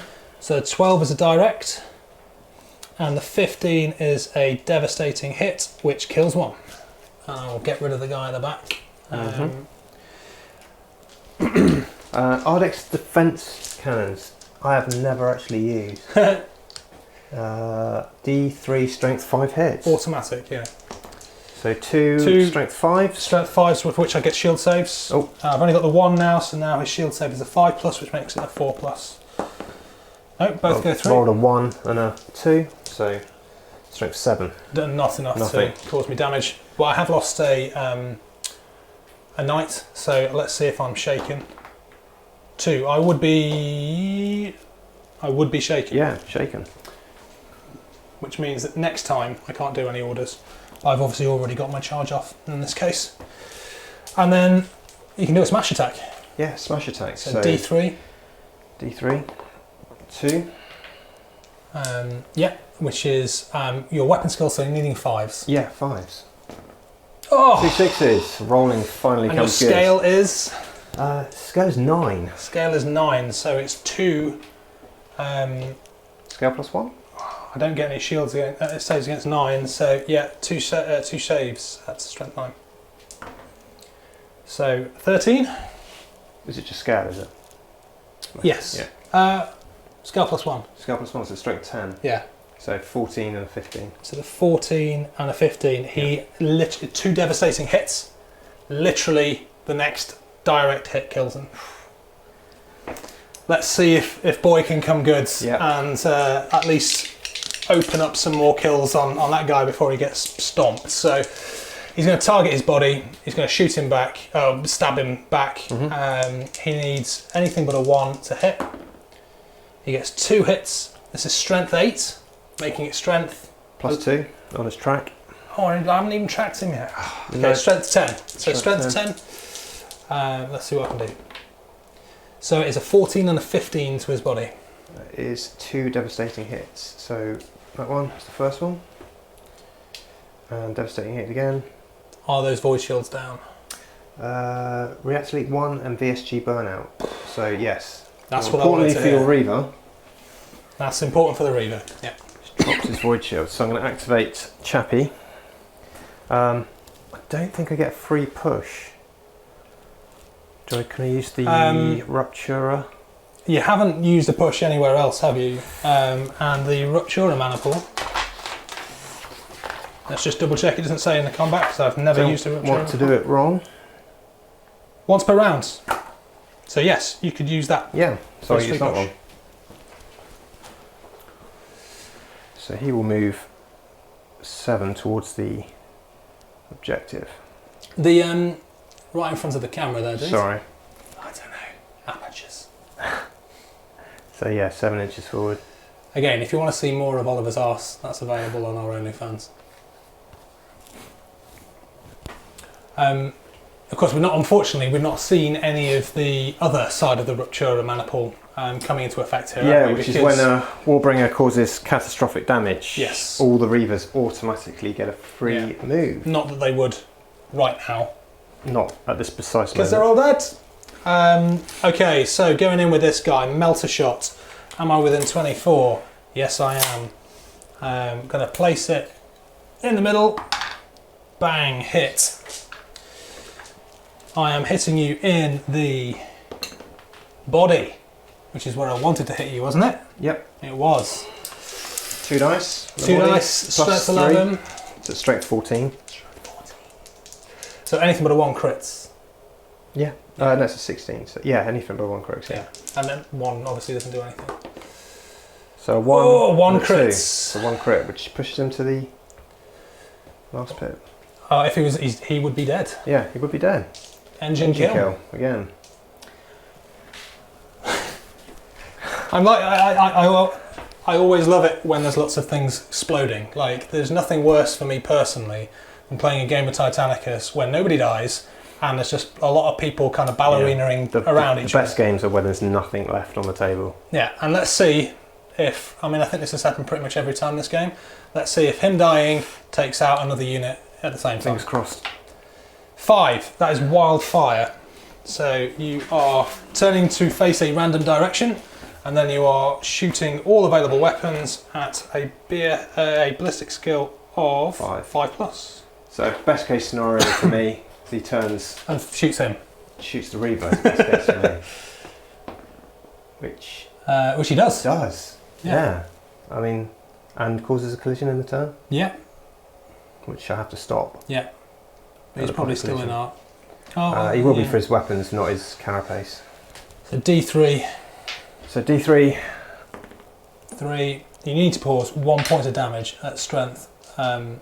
Strength 9 for a collision. It's just a scale. Oh, it is just scale, so 9. Sayonara. There he goes. The brave knight. He did what he was sent out there to do. Unfortunately, he will not be going home to relish in the glory of his feudal home, knightly home. So, a place where knights live. Do they live in castles? They should live in castles. They probably live in some sort of castles. Yeah. Let's say, yeah. So yeah, now the weapons at 5 plus. Yeah. Let's see if you're in arc. I'm probably in arc. I think you're in arc. Yes. Yeah. So Gatling first. At 5. Yeah. 3. 3 hits. I will push to try and weather some of these shots. 1 heat.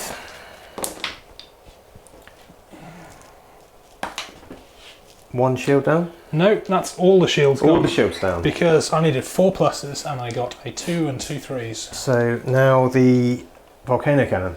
Yes. Which misses. It's going to miss. So where does it go? It scatters 3 inches that way, which probably clicks in with 1 on a Reaver base, I'd say. Yeah, I would say that is 1. I'd say, yeah, 3 on a Reaver usually. Where is, are you going to hit me? 1 still. It's a hit into the weapon. So we'll start with a melter. Yeah. 1. It's the laser. Yeah. 3.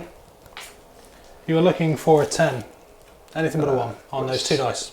Well, it starts on strength 10, so yeah, anything but a 1. 2 dice, but yeah. Oh, 2 dice. Yeah, 6. It's gone. Yeah. And then he falls over?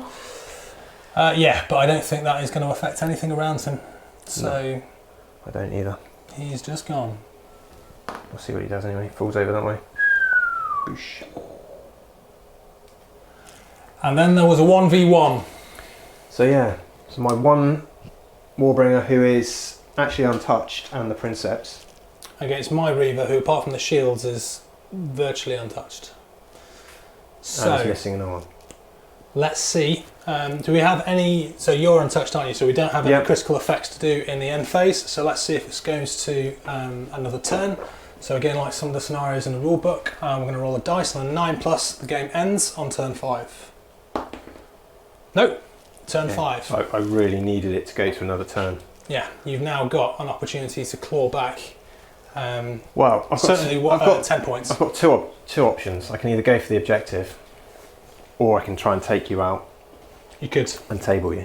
Yeah, you could try and do that. That's changed my opinion of what I might do now, actually. Like, it's time to just go and hide in a corner and hope to last out the rest of the round. Okay, let's see who's in control of the table anyway. So, 4. 8. First or second? I think I'm going to go second, because Okay. I want to react to what you do, Sure, yeah. which to me makes tactical sense. So, I am not going to play any stratagems. Do you have any to play? I have one stratagem left, but no, I'm not going to play it. Okay. I am going to then go full stride on him. Okay. Which I get.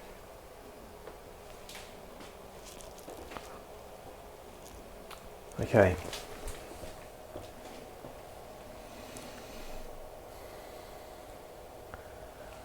So it's whether I think I can reasonably destroy you in one turn. Well, as it stands, I'm currently sat on a unknown number of secondaries and 20 victory points for the primaries. You're currently sat on 3 victory points for your secondaries and With very 10 likely 10 to to get play for. another 10 there. So I have to try and destroy him. if you destroy him, you wouldn't automatically get all of the primaries, of No. course, because the way that it never really says, but like the general consensus is you would work out how many more phases that you would continue for, and then see if it was feasible for you to achieve any more of those objectives. So if you got that, for If instance, I got one more turn, I could. and there was essentially get one that more, objective. like could you get to another objective to get another 10 points? Okay. So. It's another one of those grey kind of community decided or agreed. No, yeah, I generally agree with that. It's fine. So I'm going to not give him any orders and try and destroy you. I just have to try and see where you end up. See where I end up. I should have gone on an emergency repair order, shouldn't I? And just try to get some shields back. Yeah, but The dice have been rolled. yeah. Right, so my order phase, my movement phase, I'm going to push for his reactor for movement. For 1.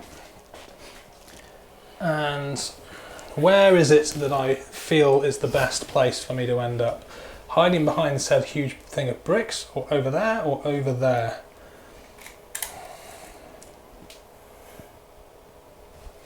I think I am going to... If I close the distance to you though, you're on a minus for your... I think I'm within 24 for the what do you minus call it?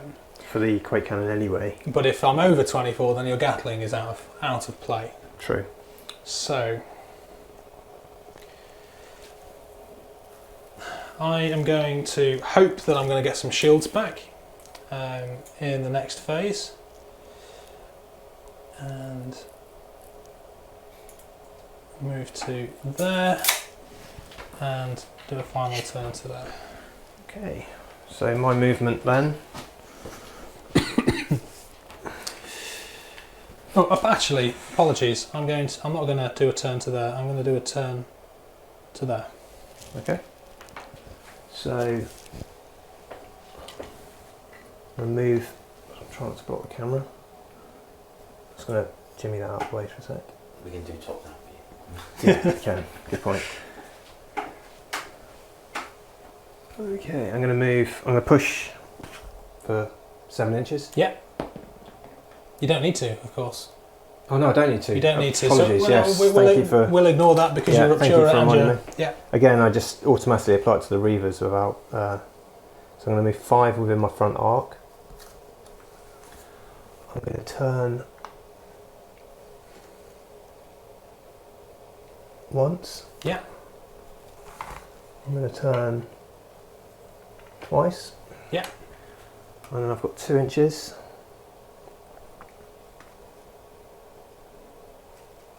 So I'm going to move within my front arc to there. Hopefully, be able to chase you down. Let's do that all-important damage control. See if I can get a 6 to get my shields back up. No, I don't. I got a whole heap of trash. Excellent. I have no reason to roll, so I'll skip that. Okay. So straight onto the combat phase. Straight into the combat Super phase. quick phase. Now the question is, I'm gonna push again as I try and Benny Hill it around some buildings. If you want to put any of that music in the post edit. Is that pushing into the orange? To alienate all the Varborg viewers at the same time. It doesn't push me into the orange because of my super you're in yellow still, Reaver track. So I can basically go 9 inches in that direction, or I could go 9 inches in that direction, and I think I'm going to have to put the building in the way. Oops. I think I turned him slightly there.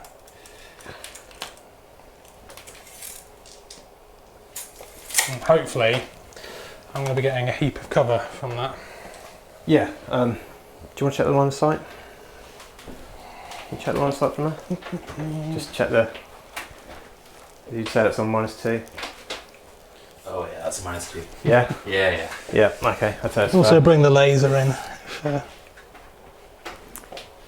Yeah, -2. Yeah. So hopefully, if I'm within 24, the galling might be able to tear through the building. I'm just short of 24. That's good. good. Started at about 26. Good for your So Mori though, because you're not taking a further -1. yes, it's good and bad, but yes. What are you going to open with? In a fiction, so I'm going to go with the volcano first. Yeah. Which I need to roll heat for, which misses 1 heat. So where is that going to scatter off to? 1 inch. Still going to do me for 2 hits. Still 2 hits. Yeah. He's unshielded. He's unshielded. Random So- location. 2 hits to the body. Body strength 10. Strength, Strength 10. 12 because you're shooting me in the rear. So strength 12. So I roll Oh! 5 and a 6. Okay, so that's 2 criticals.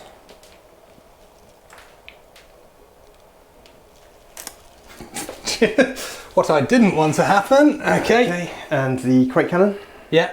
Again, straight on him. Yeah. 5s. 5s to hit. Misses. Scatters. Nice big numbers here, please. 5 inches. that way. Still going to hit 1 or not? No. No. No. Not so lucky then. No. Thank God. Okay. That brings us to the end of that round. I do, however, have a reactor leak 1 now and a VSG burnout, which is pushing me into the orange. Excellent. So let's see if it goes to the final turn 6 on a, I believe it's a 4-up. Let's see what we roll. So 1. We do. Final turn 6. Roll for 8 and 10. 10. Do you want to go first or second?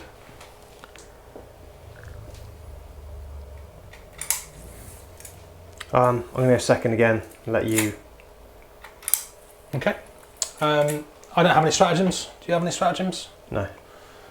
I'm going to go for an emergency repair on my orders phase, which I get on a 9, which allows me to roll 3 dice, and I get +1 to each of these dice rolls to hopefully get me a little bit more okay.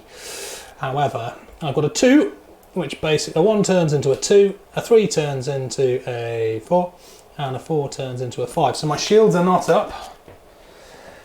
I can't do a whole heap of anything with that. I can repair 1 of those points of critical damage, and I can use the 4 to get me out of The orange. the orange, because that would be body hits, and that would not be good at this particular point in time. So I don't think you'll be firing in the combat phase, so I think you'll be moving. So I will do. Might do a first fire. You don't want to push for that objective. This is the last round of the game. Yeah. I'm not going to get to these two. You're basically at Over this 14. point going for the moral victory. Yeah. I mean, I could turn around, easily get to that other objective, score 10 points. It's not going to be enough. But you want to just take pride in wiping me off the table I on kinda my do. own I YouTube kinda do, channel. yeah. Okay, right. Yeah, I'm going to get first fire. Okay, Anything but a one. Princeps, so 2 up, 8. which he does. Ah, you mean man, you. Yeah. Okay.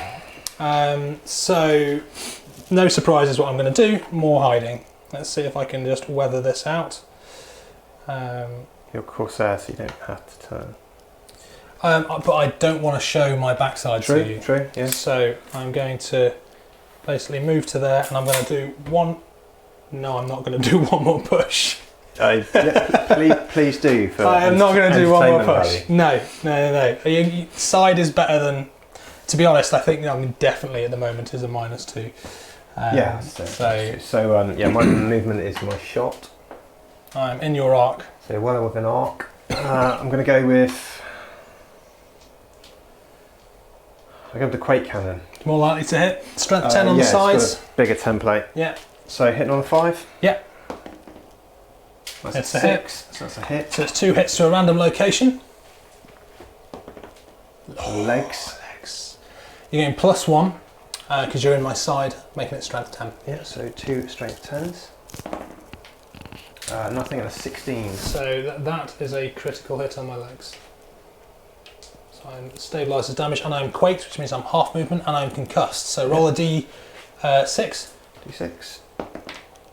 The I am turning to the left, yeah. which is good for your combat phase because I think I'm still in the side arc. Side arc, yeah. Yeah. Oh, it's a bit clutch. It's a bit clutch. Okay. Damage control phase.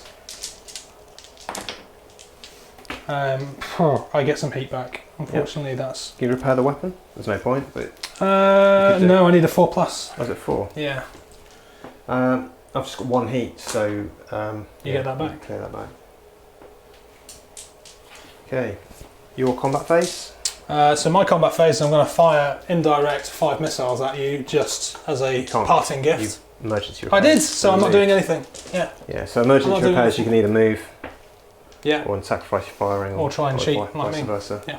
So I'm not doing anything. You're going to unload everything. I think again the Gatlings are going to be out of range. You haven't moved. I've moved further away, so it's, not getting the minus, just the -2 on the Volcano Cannon. Yeah. So hitting on a 5. Misses. And heat from the 1 heat. And scatters. 9 inches over so there. Yeah, well off. And then the big boy, the one that matters. Quake Cannon. Misses. Also misses, but where's it gonna go? This one is more likely to hit because of the pie plate. Again, 8 inches. Fortunately, so, off it yeah. goes. And that's the end of the game. So that is it. congratulations Thank to you. me, not to you. To you, yeah. I think I had to go for the kill at the end there, but. So for those of you who've been watching, you know, but for Oliver's sake, my objective was to secure ground on this particular building here. And basically, let's see if anything is within 12. No, just out. So as a result, I get the 10 points for that, and the 20 points I secured there for 30 victory points. It's a solid victory. It's yeah. Unfortunately, just the 3. Plenty of carnage. That is one of the great games of Titanicus, where you get lots of things exploding. Granted, the ending was a little bit cagey, but it was so much backwards and forwards between you killed me, I killed you. I think you definitely started the stronger as well. I must admit, like by the end of turn, I think it was 2. I thought the tides had turned drastically against me. But there you go. That is Legio Osedax versus Legio Laniaskara. If you've got any questions or anything that you want us to do in the future, then do send us a note. You can email us at maximalfire@gmail.com. You can hop on our Discord channel, of which the link is in the description. Don't forget, like and subscribe us, And also, if you are interested in helping support the show, everything that you see here has been helped to be made a reality through our Patreon. We do hobby hangouts with our patrons on Discord, as well as it allows us to bring you kind of more and new interesting content. So thank you very much for watching. Hope you've enjoyed it. Hope that this format is still something which everybody is kind of enjoying. Leave us comments, let us know how we did, what we maybe should have done differently. Yeah, feedback's always good. Yeah, and hopefully maybe you might have learnt a thing or two about Osedax and Laniaskara that you didn't know before. So until next time, go big, go loud, go Maximal. Thank you.